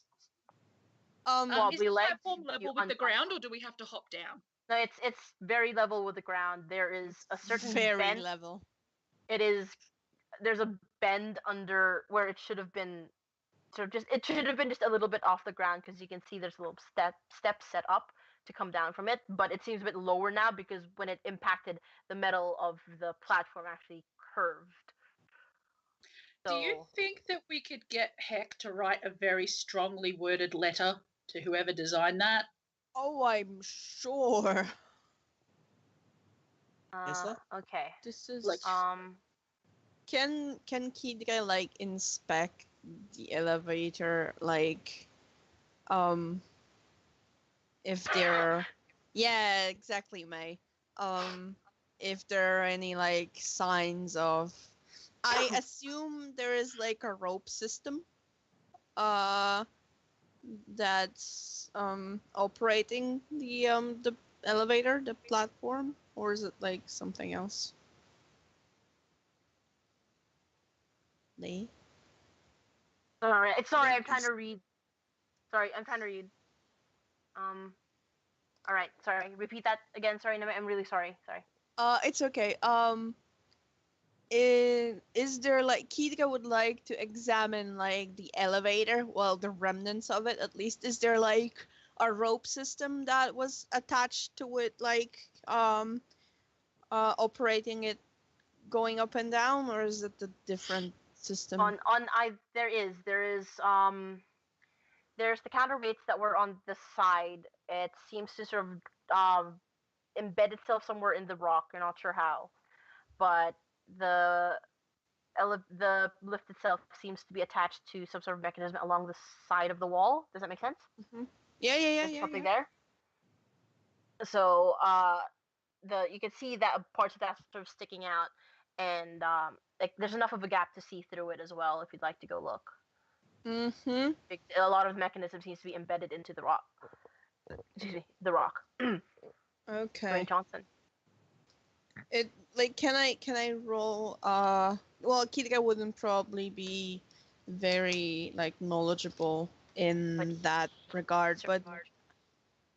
she would still like to go up to it and examine it and see if there are like any super plain obvious Throw me a perspective check. English is a hard language. Deception? any very obvious signs Yes. of tampering. Perception is 13. Not that's what you rolled, or Yeah, that's what I rolled. okay. You peer through the gaps in the mechanisms of the platform, and from what your understanding of how most of these things work, the pulley systems and the like, you're bound to find a few cables or ropes. Yeah. You look past, and there seems to have been once a rope of sort, a very hardy looking one. But it seems as though something has recently, at the very least, chewed through it. I would like everyone to roll a perception check now. Actually, you as again as well, Kita. Bounce. Oh, that's better. 20, not natural. Okay. I got 18. 17 for me, 6 for a cat. Wait, There I haven't is- added things yet. Give me 2 seconds. It's 22 for Vic and 12 for a cat. Okay, that's. Doesn't a cat have keen hearing? Yeah, he does, so I can. He has keen smell, advantage on wisdom smell checks. And advantage on all saving throws unless DM is being a dick. Fuck it, do it. Do an advantage for cat. Sorry, because that doesn't make sense that he gets a 12 while you get like That's fucking a 24, so it's a 22 and a 24. What do your elf eyes see that a cat can't? All right. Anything above 3 feet. Okay. A cat gnaws on you noisily. All right. So those of you who got above 20, you hear distant sort of high-pitched noise, a series of high-pitched noises, like someone repetitively scratching against a non-porous surface, like a high-pitched squeaking, you could say. Those of you less than, you hear occasionally, and as well as those who got 20, you hear sort of like just occasionally some sort of skittering beyond the rock walls.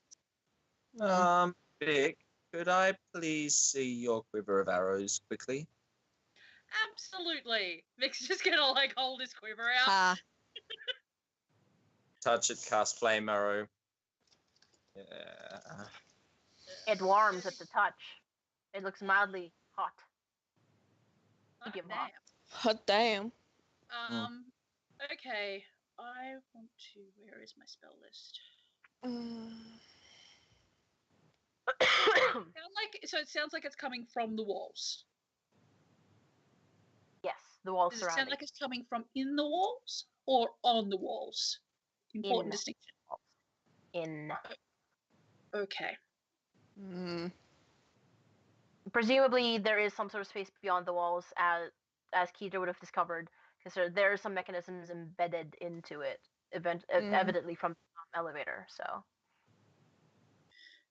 Vic's gonna step off the platform onto the ground and walk further in because he doesn't want to be anywhere near the screechy noises. Okay. Kiga is going to follow. Yeah, behind Keitra.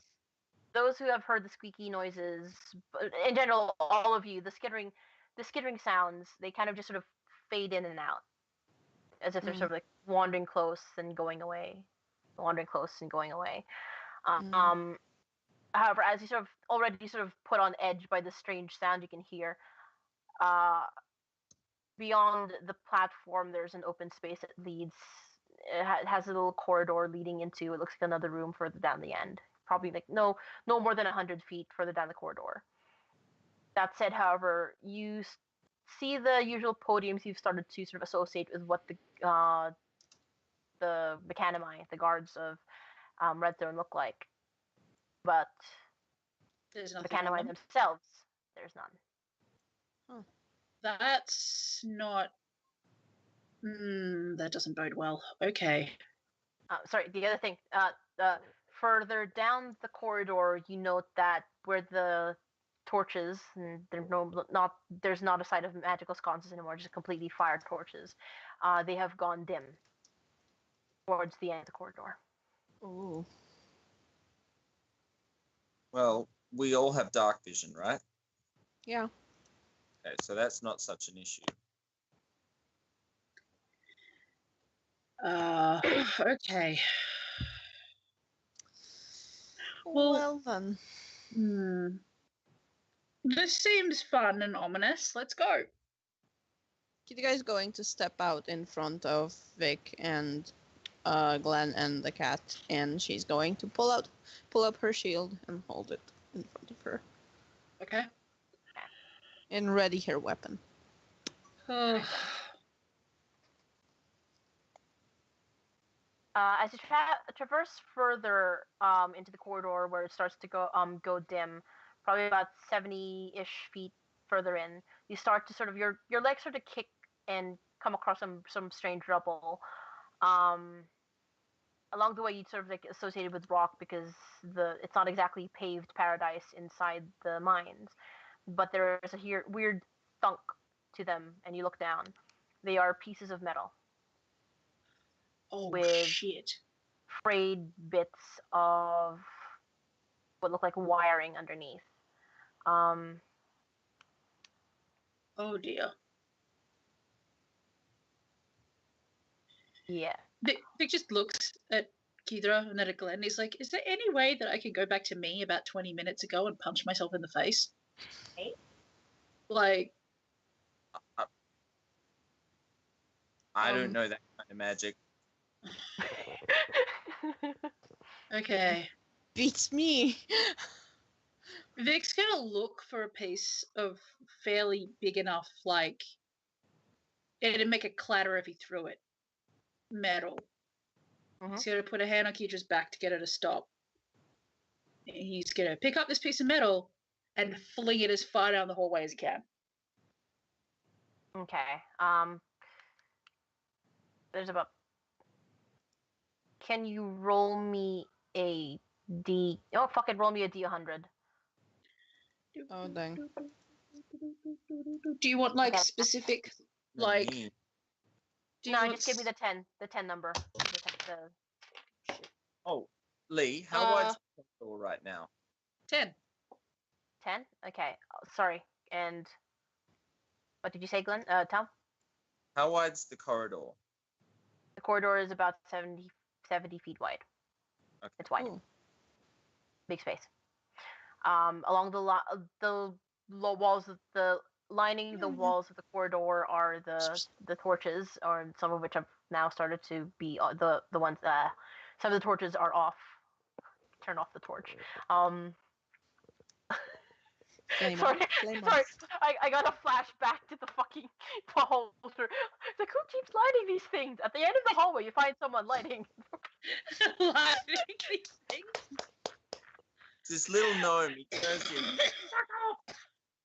Dobby. Anyway, but yeah, there are torches lining the walls. There's occasionally, every now and then, you see again a couple of podiums where there should have been macadamine. Again, empty. There's as you've been gone further in, there was increasing amounts of sort of those rubble you're kicking in. So Vic, as you toss it forward, it lands about 20 feet away from you. And for a moment, there is like probably a second of absolute silence, and suddenly you guys can hear quite clear as day some skittering along with that high-pitched squeaking. You don't see anything, and you keep your eyes trained on that piece of metal you just threw. And there is a large swarm that comes in from the room directly at the other end. It comes in and looks like it swarms that piece that you just threw, but whatever the swarm was expecting, it was not that, and so it disperses within the next minute and leaving the objects alone.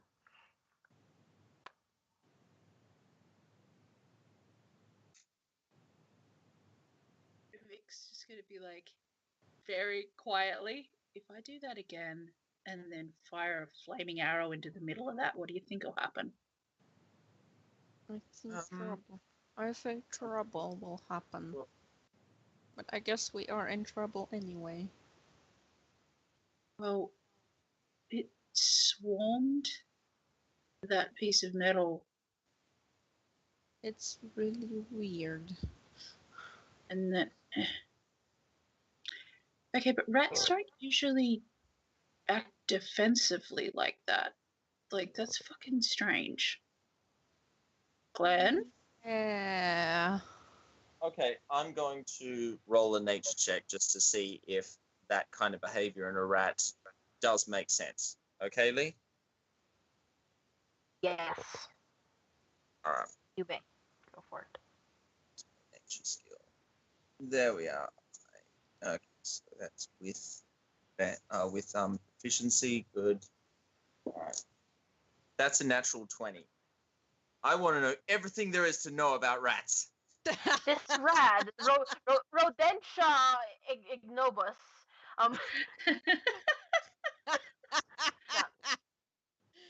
Shit. Swarms of rats do typically do this. However, because from what you guys saw, there was such a large concentration of them, it seems that there must have been some sort of artificial inflation of the population. Enough Asians for you? But yeah. The behavior isn't completely strange, but the The numbers existence- here don't make sense. Yes. Yes. Ken, stop! You're fucking frightening me. What the fuck? Sorry, I just have a cat smacking his head again. Yes, I'm talking about you. I'm bitching about you. You're staring at me. Okay, now he's trying to get on my seat. Yes, I want to fight. You want to fight me? He's like, you talk about rats, but you didn't bring me any. Pinch, I'll cut you. Just indicating to Kedra and Vic, just while we have a moment to plan, if we need to run from this, I can put up a wall of fire, but I can only cover 60 feet of this cabin. I don't think I can cover the full amount. I can cover the other part. Not with Yep. fire, but with something. Just so you know, we can pull back and maybe we can lure them in there. Mm. Jesus fucking Christ! You goddamn. Again. Fuck. Sorry. Fair enough.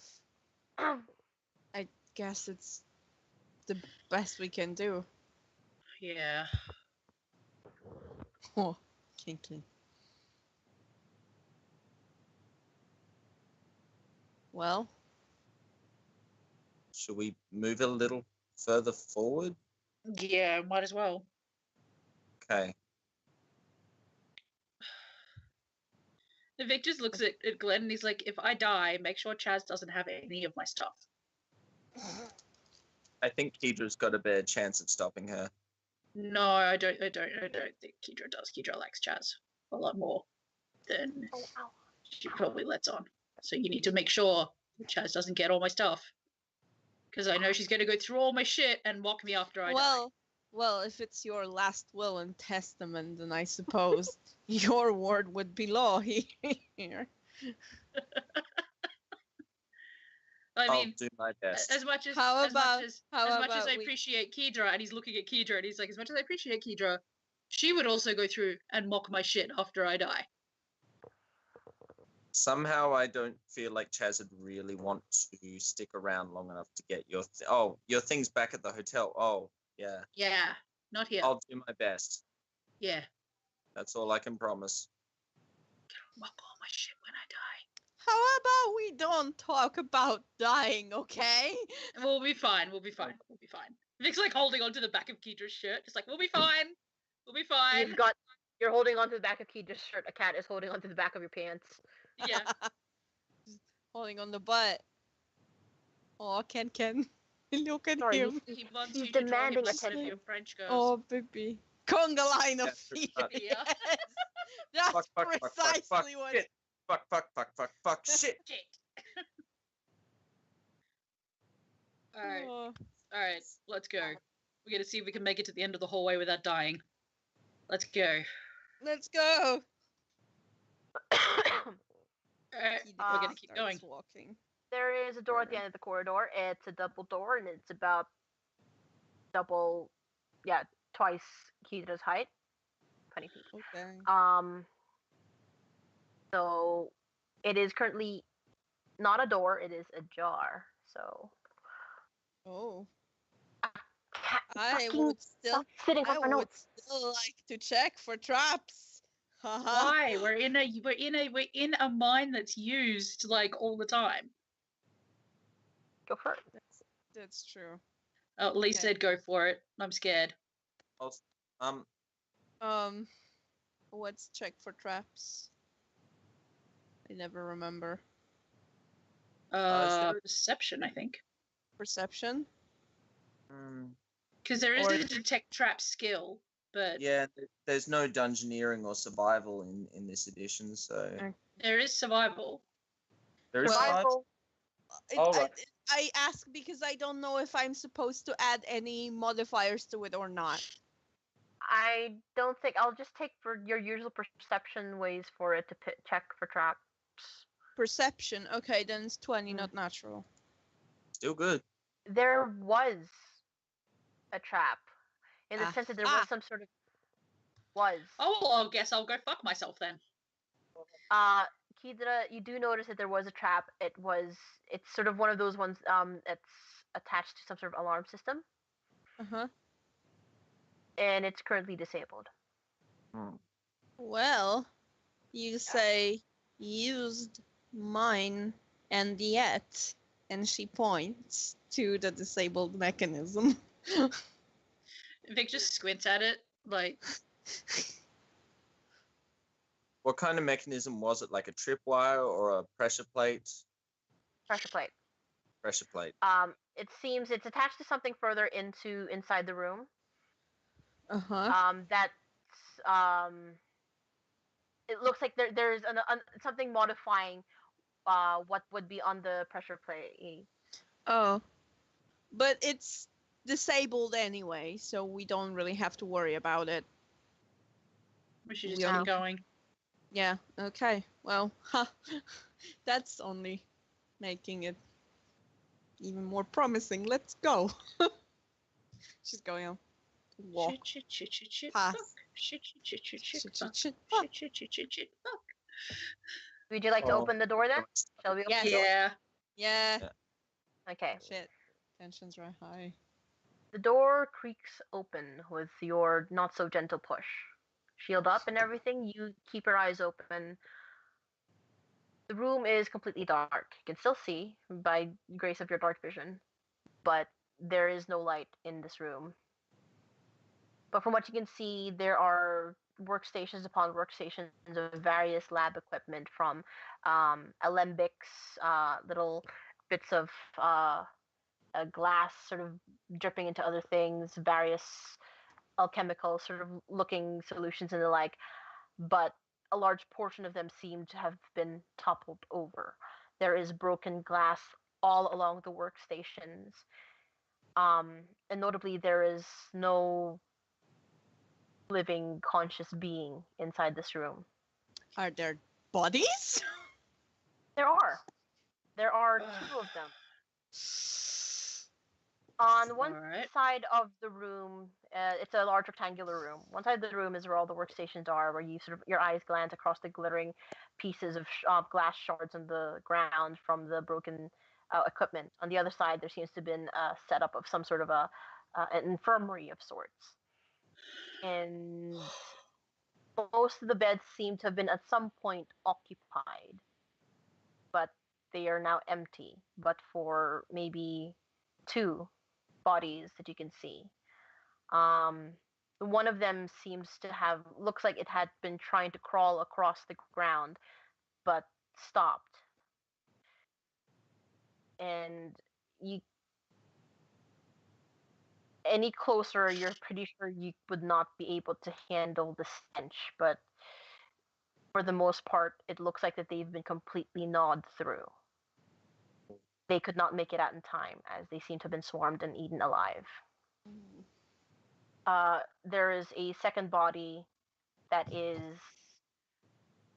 look like they were not conscious, at least when they died, but nonetheless also equally gnawed through. There are parts of their flesh that are now missing, with the telltale bite marks of rats.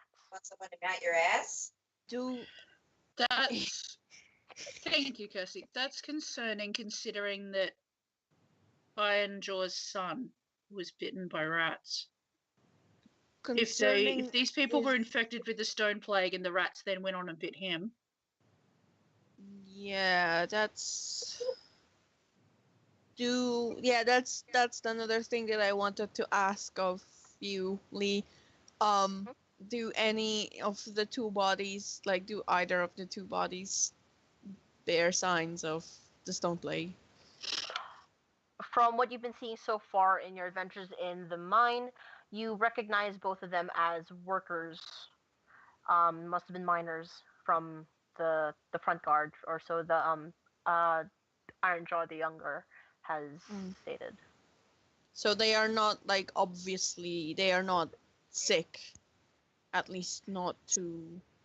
You don't know, Ah, okay. since a lot of them are missing at the moment, so you can't know for sure. Yeah. Okay. So is there any other entrance to the room other than Yes, the there one is. that we walked through? Yes, there is. There seems to be a two doors on the opposite wall of from where you came in. On the opposite wall, there's one on the far right and one right down the middle.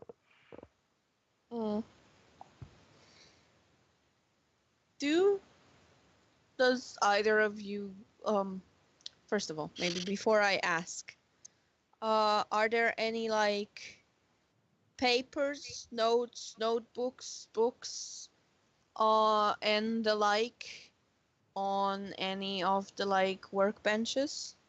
Yes, there are a bunch of books and papers scattered across the both the tables and the ground at this point, some of which look partially chewed, but for the most part still legible if you'd like to look through them. Are they in They're common? Are they written in common or in dwarven? a mixture of dwarven and common. hopefully enough common that we can get an idea of what they were about. Yeah. Would you guys like to help me? Yeah, Yes, we'll give you a hand. Okay. So let's just have a look. Kidra in particular wants to see if there's anything pertaining to the Stoneplague within the notes and such. Okay. Ha! Natural 20! Nice. Well, you don't need us. I got a 17, so Alright. I got a natural 1. Nice. Glenn don't read so good. You bent to pick up a piece of paper. Unfortunately, you did not keep in mind the broken shards. You accidentally get pricked on one of the various Oh, broken God. bottles. You take 1 damage. Okay. Actually, I'll go work my way up. Vic, you find a couple of pages referring to the Stoneplague, and actually it dawns on you that, well, this was a lab regarding the cure for the Stoneplague. However, your particular batch of papers that you've decided to go through are almost entirely completely in Dwarven. He's gonna pocket him. Because let's keep him, but yeah. Okay, sure. Kidra, you've picked up a fair amount of Dwarven script just by sort of osmosis hanging around Vistra. And you've recognized a few words now and then. Sometimes you remember those words exist. And you do note there are some papers, thankfully smattered with enough common for you to deduce that it seemed that there was a cure just recently made. And as you sort of lift your hand off the paper, the ink is still mildly wet. Huh. It seems as though that they had managed to develop what seemed to be a working cure. Huh. And they were waiting to see the outcome on one of the patients, one of the first few patients who caught the Stoneplague. And it seemed that there were a lot of positive results coming from it. There was a decrease in inflammation. They were becoming more lucid. Some of the notes start to sort of lose itself from your lack of understanding of the jargon, but you get the basic gist that it was a hope. But more worrying to you is the fact that the ink was still wet. She's just holding the notes and like she smears the whatever Ink. blots of ink that she's got in her fingers, and she's like, good news. It seems like they have found the cure. Bad news. Whoever wrote these has just been here. This ink is still wet. There's only 2 bodies here, and they appear to be workers. So either they were eaten completely, or they managed to escape. So we better find them, and quickly. Before we go, Vic actually wants to go and take a look at one of the bodies. Closest one to him, which is probably the one who was crawling on the floor. Okay. Just to get an idea of if they had the plague, because there were a lot of indicators that he could look for, like scaly skin, blah blah blah. Okay. Just do me a generic medicine check.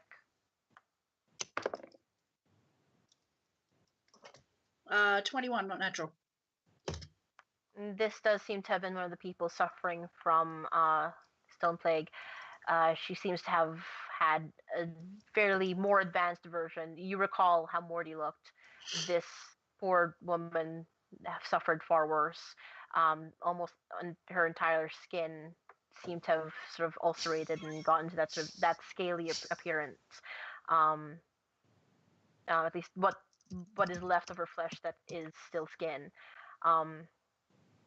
And at noticing that, I'm assuming you're going to distance yourself a bit more and not contact. No contact. Don't touch either of these bodies. They're infected. See if there's any more detailed notes about this cure. So that's what we've got. That's what I suppose I have here. Like I can look. There's only so many words of Dwarven I can recognize. So I think our best bet is to just take those with us and take them to the person in the spire. Just I suppose. Grab any other papers that are in the same area, I guess, and we'll keep going. For now. Because if it's good that we have the notes, but if we can find the people who wrote the notes, it'll be even better. Oh yeah, sure. So yeah, you guys just going to like carefully avoiding glass, very being very mindful of the broken glass. She's just going to pick up whatever she can find that looks like notes and stuff. Okay. And she's just going to pocket them. Like put them somewhere safe on her person. Okay then. So Vic wants to turn to a cat and just ask him. Oh, he's not going to cast Speak with Animals because I'm assuming that's worn off by now. It's worn off by now. He's just going to be like, how close are they, do you think? The rats. Sort of makes a little nose. Wait.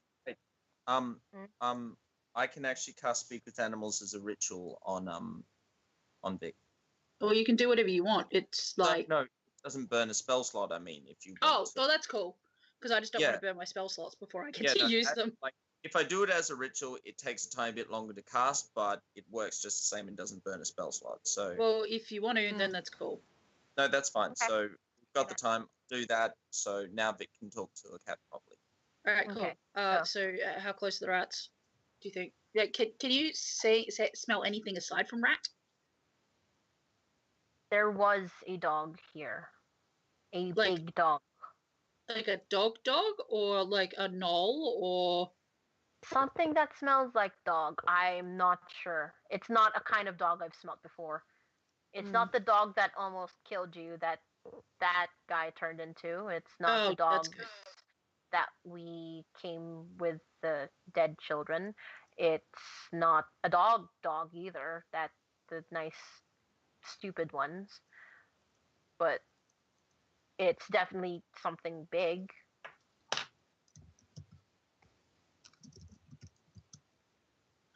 Morning. Shit. Well then. Okay. All right. Can you smell anything aside from the rats and the dogs? Did anybody here get out? Like, can you tell? If you can't, there's no drama. But like, Can you roll for a cat? Can you roll for a cat right now? Perception. sorry, I have advantage on those, which is good because one of them was a natural one.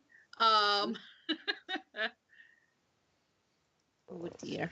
I don't smell shit. 22. Alright. So maybe he Cat does smell Ginger shit, sort of and that's all he can smell. gingerly, he does walk forward, sort of sniffing in a general direction. He goes to sniff near the workbenches, and eventually he sort of turns around and looks past the workbenches, and points along there, along past the wall, and he said, "Have you checked if there's something there?" No, but we will now. I'm gonna go have a look. Past the workbenches, there's like sort of a couple of them. There's a wall along the wall. There's sort of like shelves put up. One of the shelves seem a little askew. Hmm. Shit. Okay. Askew is in like askew outwards or askew Outward. like outward. Askew outwards. Okay. All right. Just hold on to your knickers, guys. Vic's going to put his head in and try to pull it back. It looks like there was a very narrow doorway being hidden behind the shelf, and the door itself seems closed and locked. You look down, and you can see that the bottom of the door seems to have been gnawed through. There are little broken bits of wood. All right. Well, Vic's still got Chaz's lockpicks on him, so you might as well give it a shot. Okay, go for it. Still got the Yeah. crystals. Heck yeah. It's a 20, not natural.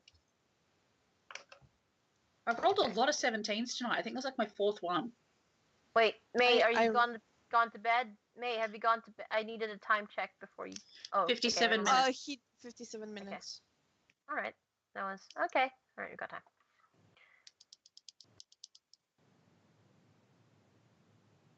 Okay, so what did you roll? Sorry. 20, not natural. Okay, it does eventually open with some ease. And you look down. It looks a little bit like the space between walls. It's sort of that kind of narrow, and it leads it seems to be following the periphery of the room you were in. So it sort of heads a bit left and further onwards, it seems. It's also dim. There's no light in here. And at this point, a cat does walk up to you and say, "They went through here." Vic's gonna lean back out and talk to Kidra and gonna be all, a cat says they went through here, so we're gonna have to go through here because otherwise we're not gonna find them. Well, let's go. Okay, do you want to go first or do you want me to? No, I'll go first. There's only enough space for one person you have to go in single file. So Yeah. Yeah, fair enough. Kid guy's going to go first. Okay. Okay. Alright, well, if Kidra's going first, Vic's going to follow up behind her. Because Glenn is more likely to be able to protect them from behind because he has fire. Hmm. Okay. Wah! Thunderbolt and lightning. Very, very Okay. frightening me. Galileo. So you guys continue further down this tight corridor, and you don't really notice until you sort of your hand sort of like hovers over it, but there are a lot of very fresh looking blood stains across sort of what looks like little hand marks that have been following along the wall. Mm, Great. yeah, just maybe don't touch these. Yeah. Yeah. Thanks for the heads up. Yeah. So, just there, you guys just going forward. All right. As you keep going forward, you start to hear the distant sound of that skittering and the squeaking, and they're getting louder and louder. Eventually, there's a couple of twists and turns that eventually sometimes it goes further away. The sound goes further away, then comes closer. Eventually, it opens. You see an opening at the end of a particularly long part of corridor, and there is a bright amount of light coming in there, and you can hear the skittering and the squeaking coming from there. Does it sound like panic skittering and squeaking, or eating skittering and squeaking, or anything like that? It sounds like aggravated skittering and squeaking. So it sounds like somebody could still be alive in there and holding them off. Yes. Shit. All right, let's go. There is the sound of what sounds like a whoosh. Fuck. Okay, let's go.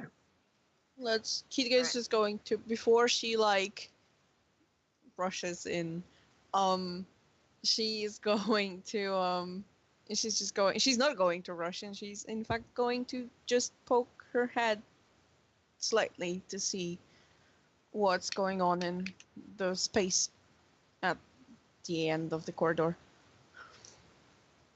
As you peek your head in, you notice immediately, right as you exit, there are what looks like gnawed through and broken pieces of crates and barrels. And they all sort of like scatter towards a more solidified fort of them up in front of you. Between you and this fort of crates and boxes is a large sort of pit of fire that has been lit using said boxes and crates. Mm-hmm. And in front of them is this gigantic swarm of rats, like a proper, like knee-deep amount of rats sort of piling up, trying to reach their quarry. And as you can see, in front of this flaming pile of boxes is looks like they've tried to put some literal ground between them and the rats, and they're sort of elevated on these stacked crates away from the flaming wall of it in front of them, where you can see a couple of figures. There's two of them currently trying to maintain said wall of fire, while there's a heftier group of them further at the back, silhouettes of which you can only see, tending to the supine forms you can catch as the flames sort of like illuminate their figures. As Kedra pops her head in, you hear a yell, "Hey, have you come to help?" As they cry out, though, it seems it also turned the attention of some of the rats, some of which are starting to move towards you. Well, before the rats managed to get across the room to us, to the entrance, Kitga is just going to like walk into the space basically and let the other two and the cat out. Thank you. Vic's just gonna take this in. He's just like, I fucking hate Red Throne.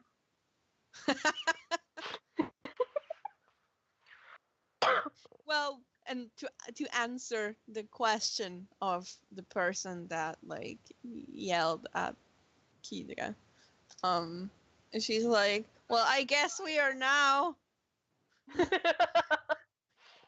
Reluctantly. All right. Well, it looks like we're gonna have to help anyway because the rats are paying attention to us. So I would like you guys to roll initiative. Shit, I didn't even roll a straw. 14. Plus 2. 25. Dang. Sorry, 14, 25? Yep. I get to add my dex. You get to add your blah. Initiative, add dex. Yes? I also have proficiency in dex, so that gets me add +6 instead of just +3. Do you add proficiency though? Because it seems like we have this. Even if I don't, I got like 22. And You muted, son. Okay. I rolled a natural 1, so I'll be last in initiative. Oh. Sorry, guys. Oh boy. Oh boy. But hey, Kedra, for once it's not you, so that's good. Yeah. Yes. Placed It makes. Hold on. Just so as you know, I am not kidding when there's a shit ton of them. I'm Right. gonna be really mean to you because I have a couple of AoE spells, so you're gonna have to roll for a lot of them. I know. I hate myself for making this encounter, but also there's a lot of them. FYI. Are we going to fight every single rat separately, or are we going to fight like groups of them? Groups.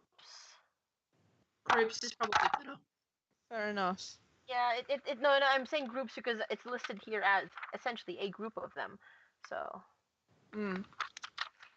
Yeah, swarm of rats I can see in there. Because if they are piled knee deep somewhere and we would have to fight every single one, then boy oh boy, that would take longer. Boy oh boy, that would take longer than the entirety of the freaking tomb.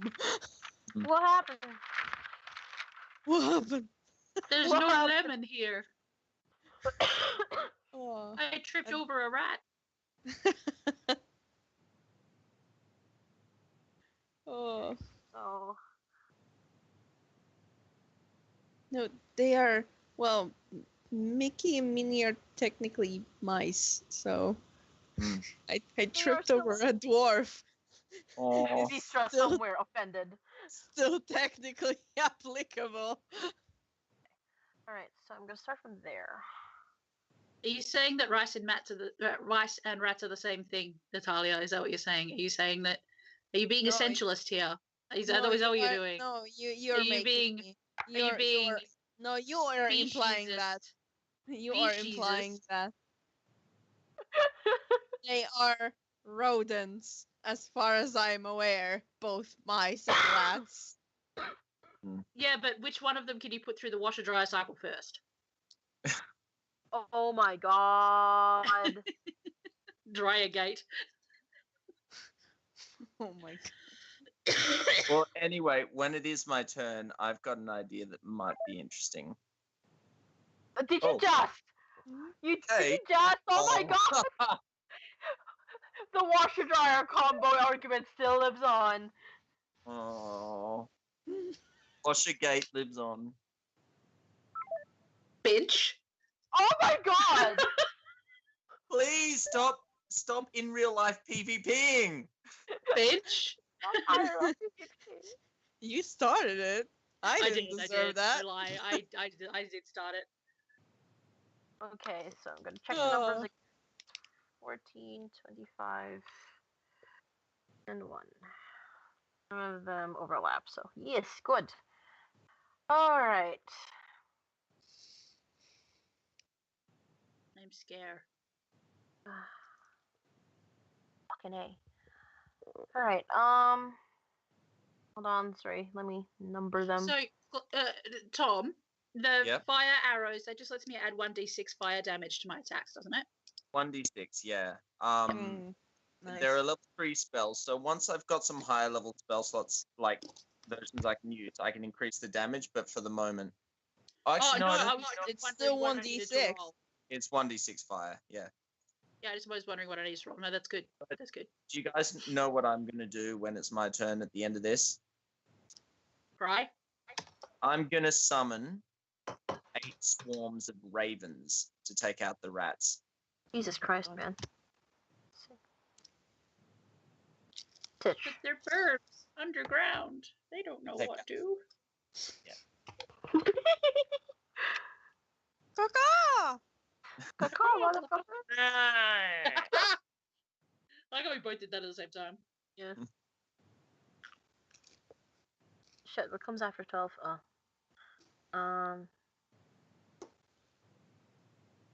No, nah. 9. I hate this. Initiative for so many. You did this to Hi. yourself. Yep.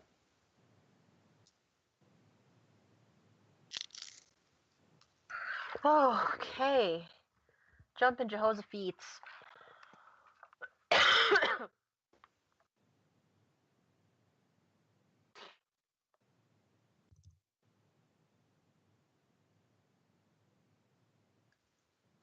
Opalite dice are in dice jail. Else use that one.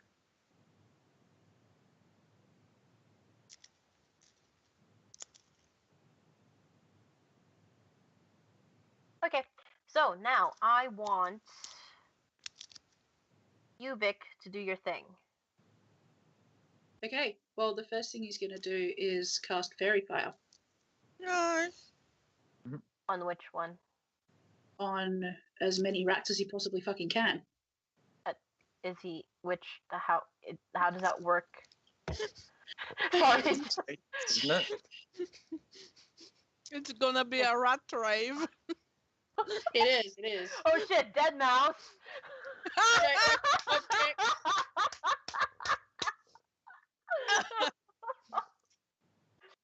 Needs to make a dex saving throw in a 20-foot radius from where I cast. So I'm casting it in the middle of this swarm of fucking rats.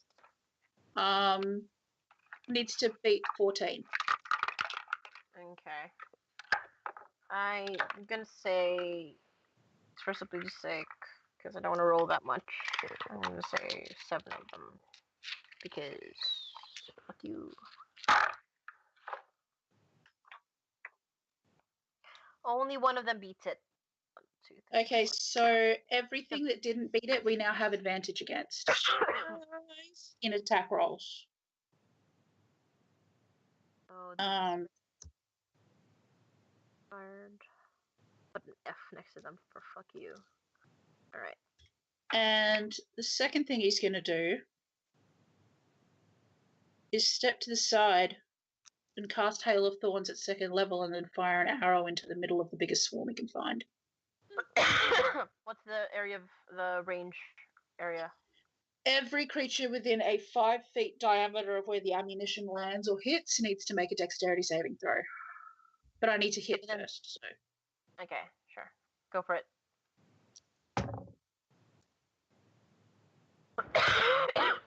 Why do I keep doing that? It's not in the book, it's on my fucking screen.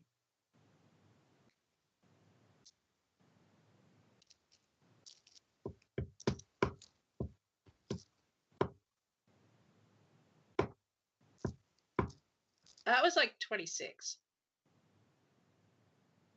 I'm hoping that hits. No, yes, it does. Alright, so they take 1d6 fire damage. Everything, whatever takes 1d6 fire damage. So takes 1 fire damage. Whoopsie doodle. But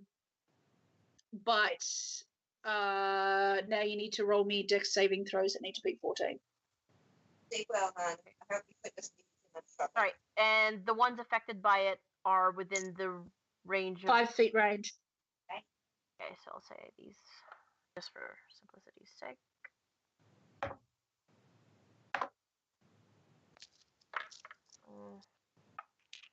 One, two. Smell it? Two of them beat the 14. Okay, so they One only of them- take... One of them gets a critical one. Got it. Oh, well, okay, so just give me a second here to figure out what the ones who beat it take.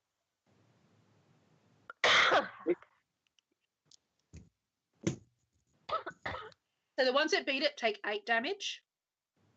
Okay. The ones that don't take 16. And the one that had the critical one takes 32. 2. Oh. Right, so that one's dead. Oh. You hear an unfortunate wet smattering and the squeaking of death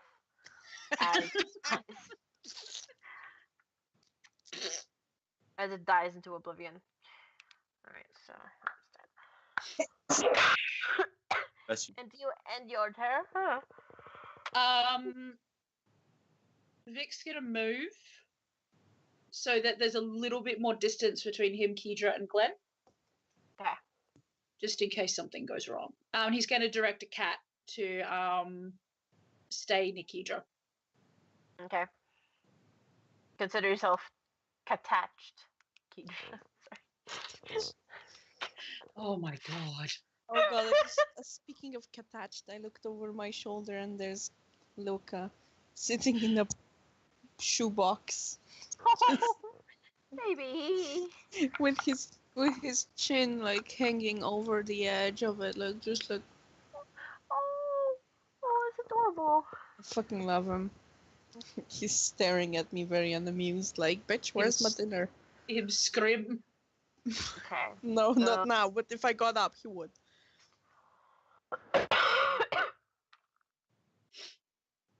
So this one goes for you, Kedra, Yeah. and right.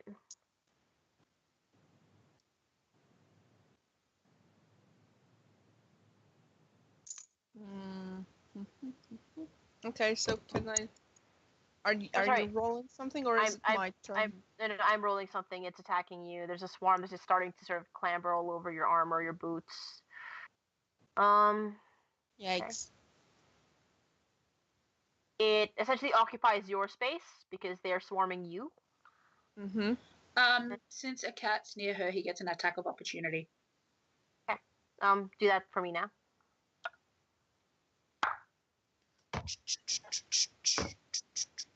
It wasn't even a fucking roll. I just dropped it. What the fuck is wrong with you today? Don't That's bother. 21. Don't bother. They rolled a 1. So like half of them just wandered into a cat's open mouth. Yeah. Like, Probably shouldn't. As the rats start to swarm around you, they don't seem to find purchase on your shiny new boots. heck yeah. And you find a way to sort of smack some of them away. By smack them, I mean crush them under the treads. So. Yeah. Okay. Oh yeah, so... that's true. Squish, Spiky squish, boots. squish. Spiky boots, fuck yeah. Yeah. DDR the rats to death. These boots were made for stomping. Thunk, thunk, thunk, motherfuckers. Right, and this one is gonna also attack you, Kedra. Fair enough, lay it on me. 18. Are we still counting the shield? I assume. I'm gonna assume yes. Honestly, Okay. it still Then- counts because you can swap them away that way. Yeah. Then no, they don't beat it. So that one, fuck off. She's strong. She attacks, but she also protects. She will attack. This one does jack shit. She has the highest aggro and also very good AC, so she aggroes the mobs and they don't hit her and they miss. Guess whose turn it is, Kedra? But I missed.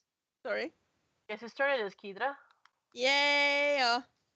Okay, so there I'm are. just imagining her picking her shield up and holding it by the bottom and just going boom, boom, at all of these rats.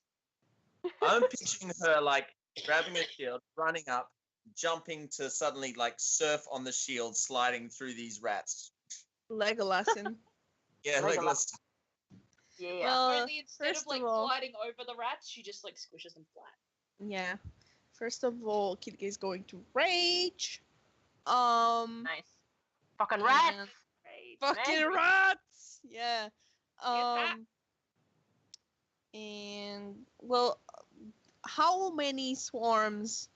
There's one swarm in her space.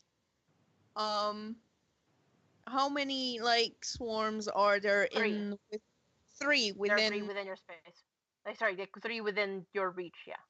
Okay. If I move any which way by 5 feet, do I still have 3 swarms within my reach? If you move further forward towards the firewall, there will Yeah. be more rats. Further away, you will have less. Because they're essentially like sort of like swarming towards Because- you in an arrow. So the closer you get to the mass of them. Like basically what she wants to what I want her to do is to step out of the swarm that's like at her feet so she can hit it.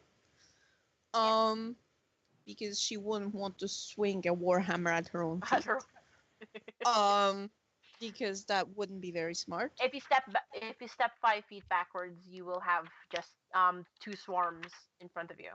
And if I step forward, I will have how many? 4? You will have 4 including the one in that space. Get me?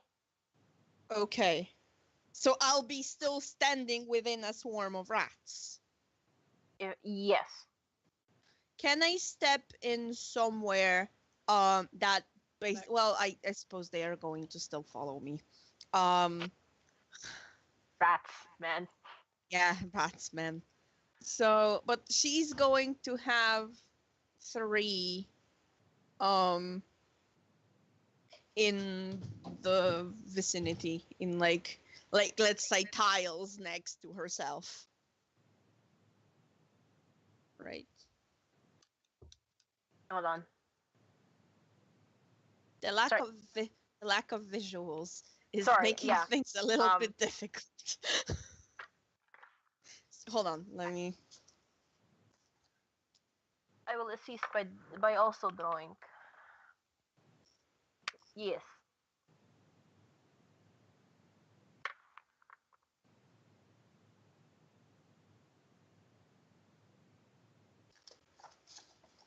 So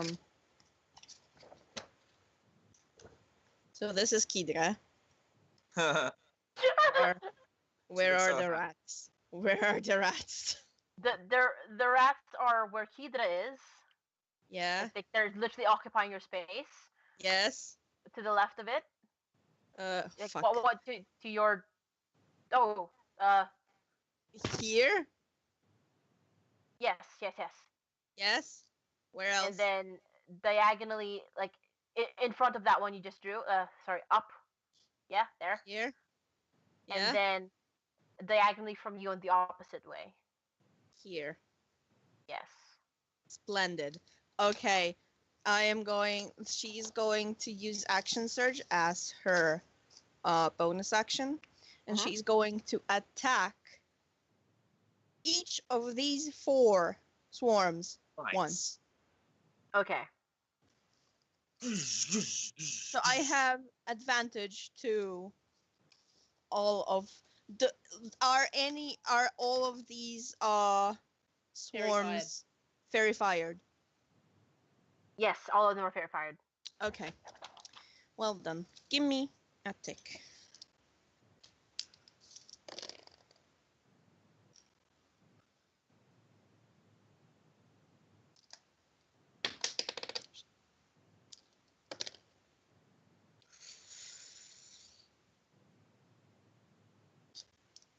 Thank fuck for advantage.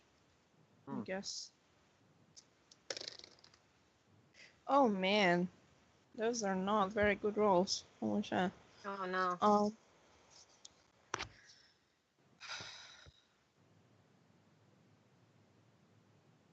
Question, and that's something that I wanted to ask for a while actually. When I'm rolling 8 times, for example, when I have advantage, do I have to roll like, let's say if I grabbed 8 dice and rolled them,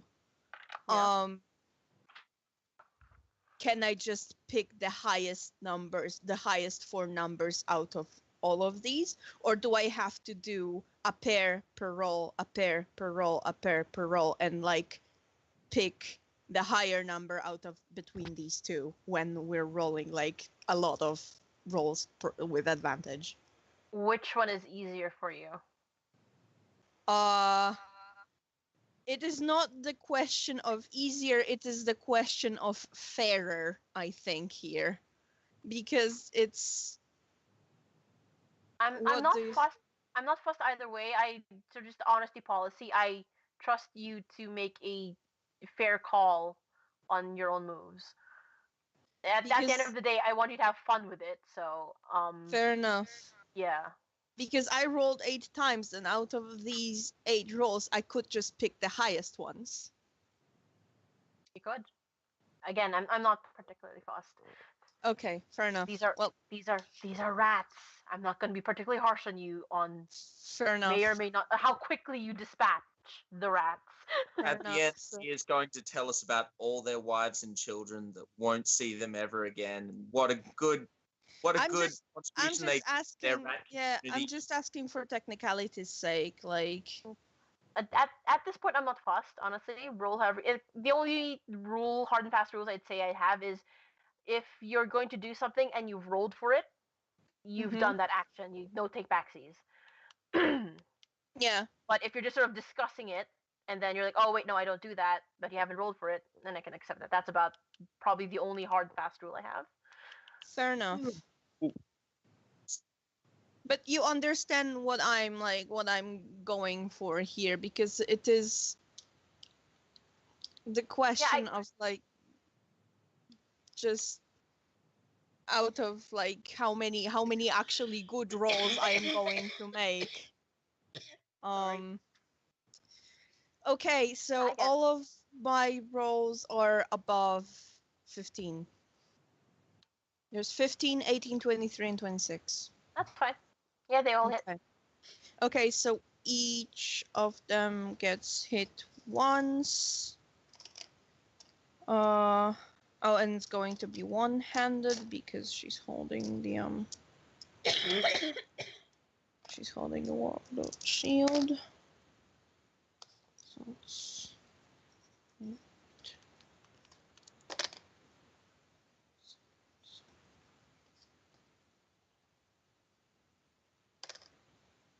okay. One.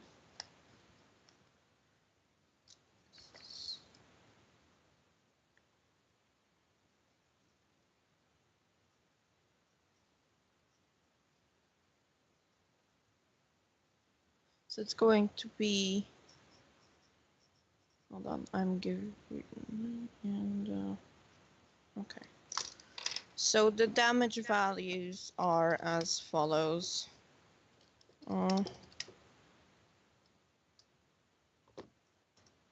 15, 14, 14, and 9.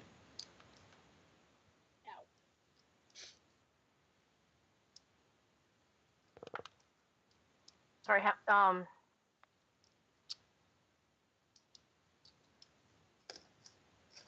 wait, shit. Fuck, which one was it? This one, okay.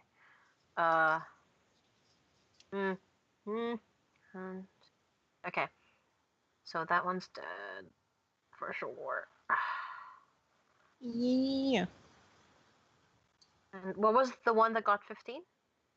Or that was at the second or the third one you said? you can distribute the above 10 damages as however you see fit. I guess like the one she would have to hit at her own feet would be the least amount of damage because it would be the most awkward to manipulate around. Okay, that's fine. All right. So Yeah. And the rest you can distribute as you see fit. Not particularly like fussed. sorry. Fuck. I should have written the numbers as you're saying them. Do you what numbers did you hit again? Sorry. You got 9. In the chat, like 9. Yeah, it's written in did the you? chat. Oh, Yes. did you? Oh, thank you. It's okay. That one's dead.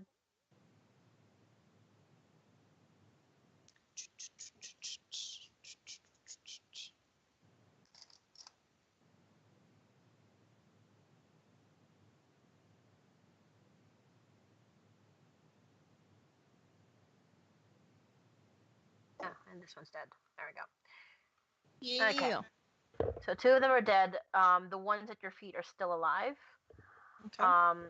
And the one that's diagonally to your right, to Kita's right, is also still alive. Right. So 7. So Right. so this one is still alive? Yes, that one's still alive. This one and this one, okay. Okay, so again.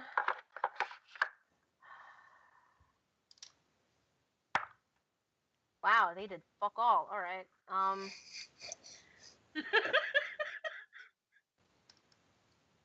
I like when they do fuck all. Right. There's no other interest in it. Ooh, shit. This one got 21. Against That- who? Are they attacking Yeah, me? Yeah, they're all attacking you at this point because you've Okay, put the 21 hits. Okay, so that does. Oh, I'm actually rolling a hit die. One, Woo! 2. They do. They Plus, do fuck yeah. all. They do 6 damage. Tis but a scratch.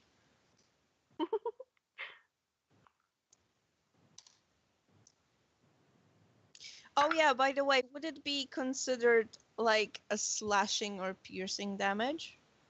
Oh, sorry. Right, I should say that now. It is piercing. Piercing. Hold on. I have resistance. Nice. So you only Nice. take 3. You only take 3. Yeah. Right, so Because is rage. that 10? Sturdy boots. Fuck yeah. 11. Oh shit! Fuck, that's my critical 20'd. Ooh. Oh shit, of course it would start getting the high d6. It got 11 damage.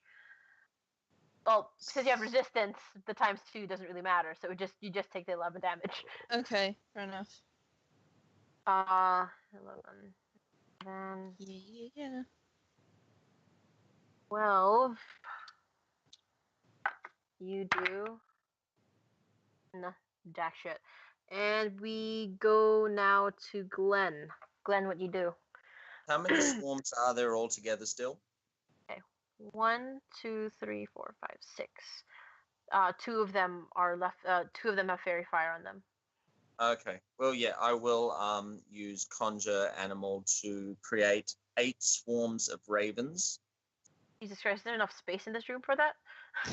Okay. It's going to be.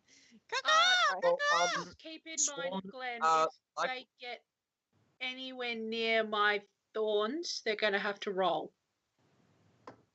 Well, okay, the thorns are on the ground, right? Well, it depends on shit. where it hit. Shit, Cade, was I supposed to be rolling for every time they went near that area? Yeah, but we'll nix that because Okay, it's then. too much effort. Alright. Well, there's enough space because swarms of things can occupy the same area. Can occupy as the same space. Yeah, And that makes these sense. I'm saying it retrically, as in like, oh god, that's a lot of animals inside this one tiny storage room.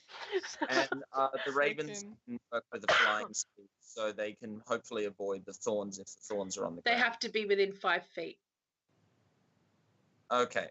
vertically or horizontally. Good question. How big is their room?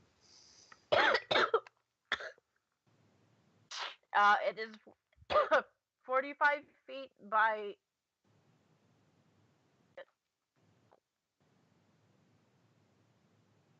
.45 by 40 feet. Okay. Sorry. Yeah, get a drink. Yeah. I'm a little. Hmm. Ugh. If you need to take something or whatever, you okay? No, it's fine. It's just my throat felt really dry. No. You can divvy up the positioning of the ravens any way you want. They're just summoned fey spirits in the form of ravens, so it's no big deal. But I'd just like to get, if I can just roll 8 attack rolls against I'll be right rats, and you can Do it. decide where they go anyway, so it's not too complicated. Okay. That's fine. Yeah. All right. You have advantage on 2 of those. Okay, I'll roll the 2 advantage ones now, and then Yep. So the first one with advantage got 20, not natural. Okay. And the second one got 22. Okay. Both hit. Not that hard to hit rats. Yep. I'll roll those now. That's 2d6 piercing damage. 10 and 12 for the damage on those two. And then You killed one of them. Sweet. I've got 6 more attacks to roll. Is 13. 13 to attack. Oh, to attack? Yeah, that is. I mean, I can roll them all now and let you know, I guess. Yeah. So, 22. That hits. 18. Hits. 18. Hits. Natural 20. And 23. So, they all hit? Yep. Okay, so damage for them are 4, 7, 7, 11, 8, and this one will be the natural 20, so it'll be doubled. 5 makes 10. Okay. There is a significantly less amount of rats now. Okay, suddenly I feel like Glenn has eyeliner smudged down his face and Inagata DeVita is playing in the background and he's wearing all black. Ravens coming out of Don't say that because then we'll have to do another death saving. Oh no. Same as out of maintenance in Canada last year. Anyway, that was fun. Thank you. We're good. All right. And that leaves us back up to numero uno. Hey, guess what, Vic? You're up. Guess what? Roll for the rats that are caught within that thorns shit. They all need to be 14. I'll just roll for all of them. I can't be fucking bothered to roll for this shit. Alright. That's too many. 1, 2, 3, 4, 5. All right. Only one of them got above 14. 4 of them got fuck all. Okay, so those ones take 13 damage. The one that got above it only takes 7.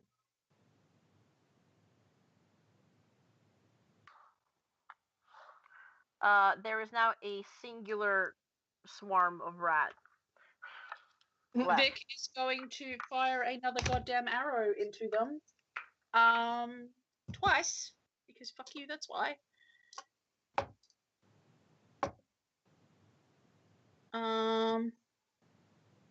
Only one of those is going to hit, I think. It was 11 and 18. Both hit. Oh, sweet. Nice. We'll both need to roll again for Hail of Thorns because it's still active on his bow. One of those hits did not. It doesn't matter. They're fucking dead. I'm sorry, but how much fucking rolling do I gotta make? I have a lot of things planned around swarms in the future, and it's like, well, no, fuck you. You just need to group the rolls, I think. Or use an Yeah. app. No, I like my dice. I'm gonna use my dice. So yeah, Group the rolls. you are now stomping and or sweeping away the remnants of the rats. Most of which have now scattered and or are currently squished under Keedra's boot, are skewered in a rat kebab, or being pecked out alive by a swarm of birds. Glenn, I just want to know why your answer to a swarm was another swarm. Worked for me. Like, I know it worked, but, like, I know what this could use. More stuff. Birds eat rats. Simple as that. They're not He even did- real birds. He did good. Leave him alone. Next Vic's time only I'll just make a poking giant fun. snake for you. Would that be better? Yes, I like Oh. snakes. Wink wonk. Yeah, because I need more shit swarming under my boot, she says, lifting one boot and trying to kick off like remnants of rats off of it, off of the spikes. Oh, thanks for the fire arrows, by the way, Glenn. Are you guys okay up there? You see, this is what we're talking about themselves. They're like, Okay, so we did really think this through. We thought it was kind of a last stand sort of thing. We don't exactly have a way to turn off the fire. Did you How use much fire is a there? scroll? There is a large sort of like the tall wall of fire because they've piled these boxes up high, and it looks like somebody spilled some sort of very flammable, smells mildly medicinal material Oh, bless them. all over it, so that it is a lot more flammable, and it is Isopropyl really alcohol. essentially, it is essentially alcohol that they may have poured all over the boxes. It's like, so, really good work. We're really thankful you've done what you did. Just fire. Do I blow my last second level spell slot? You're gonna have to, because I have nothing that can help. Although All Vic right. is throwing Glenn a dirty look because Glenn's used the spell on him before and he still hasn't forgiven him for it. It wasn't that spell I was thinking anyway. Still Um, not forgiven. Yeah, so it'll just take me a couple of minutes to prepare it. Do we want to tell them to move back, or No, that's not necessary. You can warn them that once I get close to them with it, they will be deaf, so they need to know to. I'll be shouting them out of the fire. Okay. A what? if you guys go temporarily deaf, we're really sorry. Should we cover our ears? No, Yeah. not necessary. Okay, I'm going to. Is it I'm not going to help? I'm going to walk through the fire. When I get near you, you will be deaf, but just stay really, really close to me and come out again with me. And We've got well evidently wounded, diseased kind of people here. How are we gonna? Okay. I'll go in with Glenn and help carry them out. Yeah, you can actually. Though with the diseased people, you might not want to actually touch them. I'm wearing gloves. It's Okay. fine. Upon some closer inspection between the licks of flames, you do note that they are wearing very heavily covered clothing, essentially. So. Oh wait, crap! They don't actually have to come out with me. No, forget it. It's all right. I'm just gonna walk up to the flames and cast Warding Wind.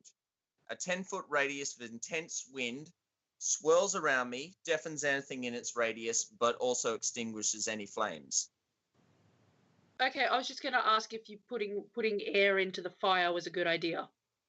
It specifically says it extinguishes flames. Extinguishes flames?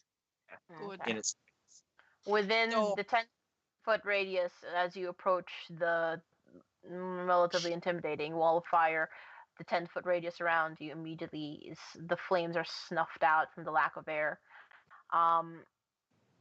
fade around by the winds. Bit by bit, some of them sort of come down from their high little box fort. Some of them carrying their wounded, I suppose the survivors, the patients, and the like. And they start sort of moving forward. You see them sort of like shake their head as they approach your little wind buffet little circle. You see them sort of shake their head from the sudden like deafening silence that they're like, what? I can't hear anything. What? And so they sort of like they move forward, and bit by bit, about 12 people come out on the other side, and six of which are patients. Okay, so hello. Sorry, Kedra, you go. You feel free to tell them off for making a last stand and being horrified. No. Why would I tell them off? Because there's a lot of rats and I'm really cranky, but it's not their fault. I'm just angry in general. Well, how about you tell them off if you are so inclined? Hi. Yeah, no. What's the deal with all the rats? I just want to know. I'm not telling you off. Honestly, we don't know. Look, we always knew there were dangers of rats and bats and wolves. We've been given the proper, tell off and warnings. but apparently there was just a fair amount of them.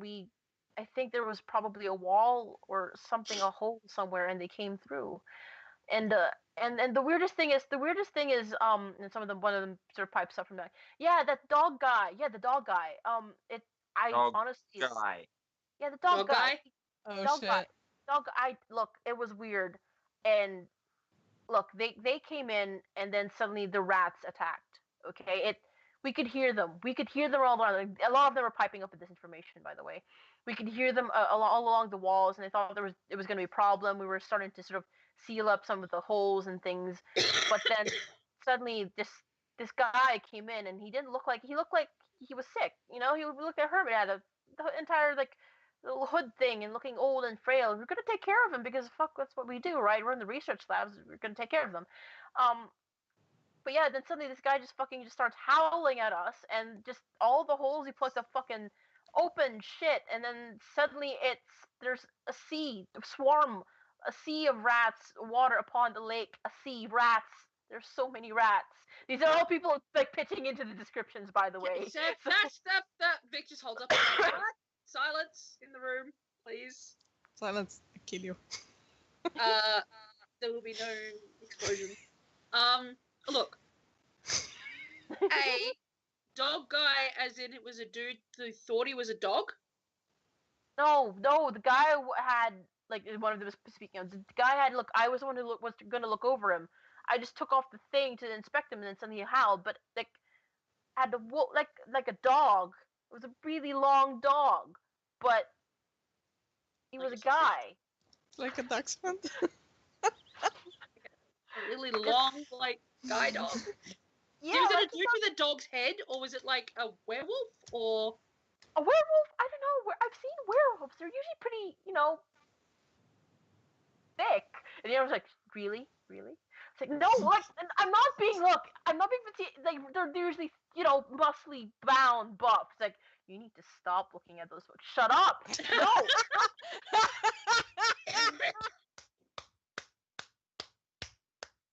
No, look, this guy, he was like spindly and shit. Like, I guess sort of like a werewolf, but if they were like really, really thin. But I'm just saying you, like, werewolves aren't that thin. Seriously, you need to keep it in your pants. Shut up. with anything? I love you, Does Lee. this click with anything that Vic or Glenn or Keithra have seen before? I question, but we'll give it a go. Hold on. I very much doubt something I know, because this sounds like something unnatural, like an aberration or a fiend of some kind. Well, I'm asking why, because Vic has one of his preferred enemies is aberrations. Death. No, not. It's not an aberration. But spindly, you say, but tall? Was it like a dwarf? Oh, like damn tall down. Stop it! I am afraid for my life. I'm not thinking with my goddamn genitals. Give me a break. Look, your kings are not my kings, and that's okay. Let's keep kings for whatever else. I'm telling you, I'm being honest. It's just they were thin, they were tall, and they were scary, and they howled at me. Okay, I may have been she's tall? softly aroused, but that's not the point. I know the fear boner, my friend. I understand. Team Tall Jacob. like she's tall? Yeah, she tall, She. Okay, Dang. so but not she thick. She like I mean like hey the word. I'm saying I'm so sorry. I'm so confused right now. I'm scared for my life. He's giving up. He's tired. Look, I can't laugh. I can't laugh. the like only that. okay, look. The elevator that we use to get down here is currently no longer functioning. Bust. Well, shit. Is there another way out? Well, look, there is a entrance along the corridor you came in that leads into the main part of the mining proper, where they're still opening up new caves and looking for shit to mine. So, I mean, we could go that way and then walk the long way up. Well, I think we're going to have to, because we don't have any other choice. The rats Yeah. chew through whatever the fuck was holding the elevator up? There was a line, like a rope, Okay. a pretty hefty looking rope Oh, too. look, we've got shredded. a healer per sick person here, and it's sort of one of them sort of like pales. Like, look, I know we lost one of them already, but We found 2. Wait. Oh. We still, in found the something room. about a cure. Do any of you know more about this cure that you were trying? some like the same guy from earlier who was embarrassed. The dog guy. Look, the dog guy. It's like his friend is like, God damn it, shut the fuck up about this. No, you shut the. Look, the dog. I love Look, them.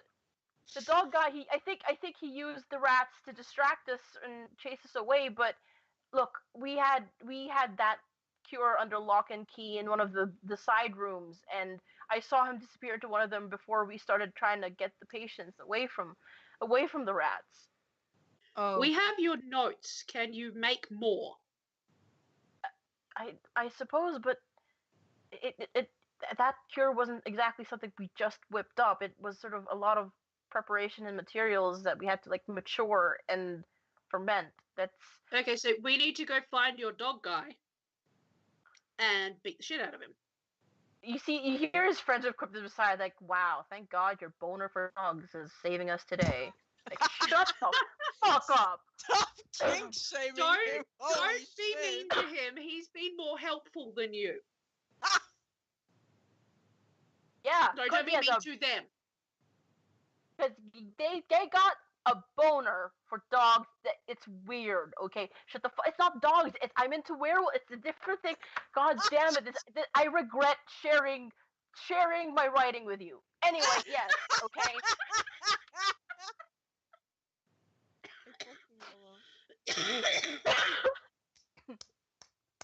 Oh, dying Squirtle. Oh. Okay, so new plan. We get you guys out of here. We beat the crap out of the not werewolf. Everybody follows her and him because they've got the smashy spells and the smashy shield. And we don't die. How does that sound? What about you? Wait, what are you? I'm going to be bringing up the real. I have to keep an eye out for fucking their dog guy. We're fucking that guy? I'm not fucking the dog guy. What is wrong with Look, I don't blame you, man. Look, I was kind of like scaroused, when he started howling at me. I understand, but we need to not on the bone. Vic. We need to not focus on the fear boner right now. The fear boner needs to leave. We have a new word for your fear boner now, Vic. It's beautiful. Okay, well, trying guys, to be very reasonable. guys. Vic has a good point. My friend Irma has a good point. So yeah. Let's go. Let's move on. Okay. As you guys start to leave away from the the now very stinky room of dead rats and burnt alcohol, you start to hear the distant sound of skittering coming closer. I swear to whatever God is listening, I am going to just shit in anger. This is ridiculous. I hate underground. I hate this entire thing. Fuck. Okay. With that, we will end the session. Excellent. Woo! We end the session with Vic ranting about shitting angrily. This is great. Yes. Well, I we're regret alive sharing and my writing with relatively you. unscathed. Okay. Now, because y'all lost a fair amount of party members, I would like to disclose to you that previously you were to fight a swarm of 15 swarms of rats and 2 dog guys in that room. Oh Yeah, shit. Yeah, no, thank you. But I trimmed it down because I'm not sure if. So. Thank you. You're welcome. Look, that's what happens when you read the book. I'm glad you're learning. Progress is being made. No, I love you, Lee. I love you. I like making progress. Thank you. Oh, Good lord. Oh dear. well, I'm scaroused. I'm scaroused. That's so good. Okay, so 3, 2, 1. Nipples.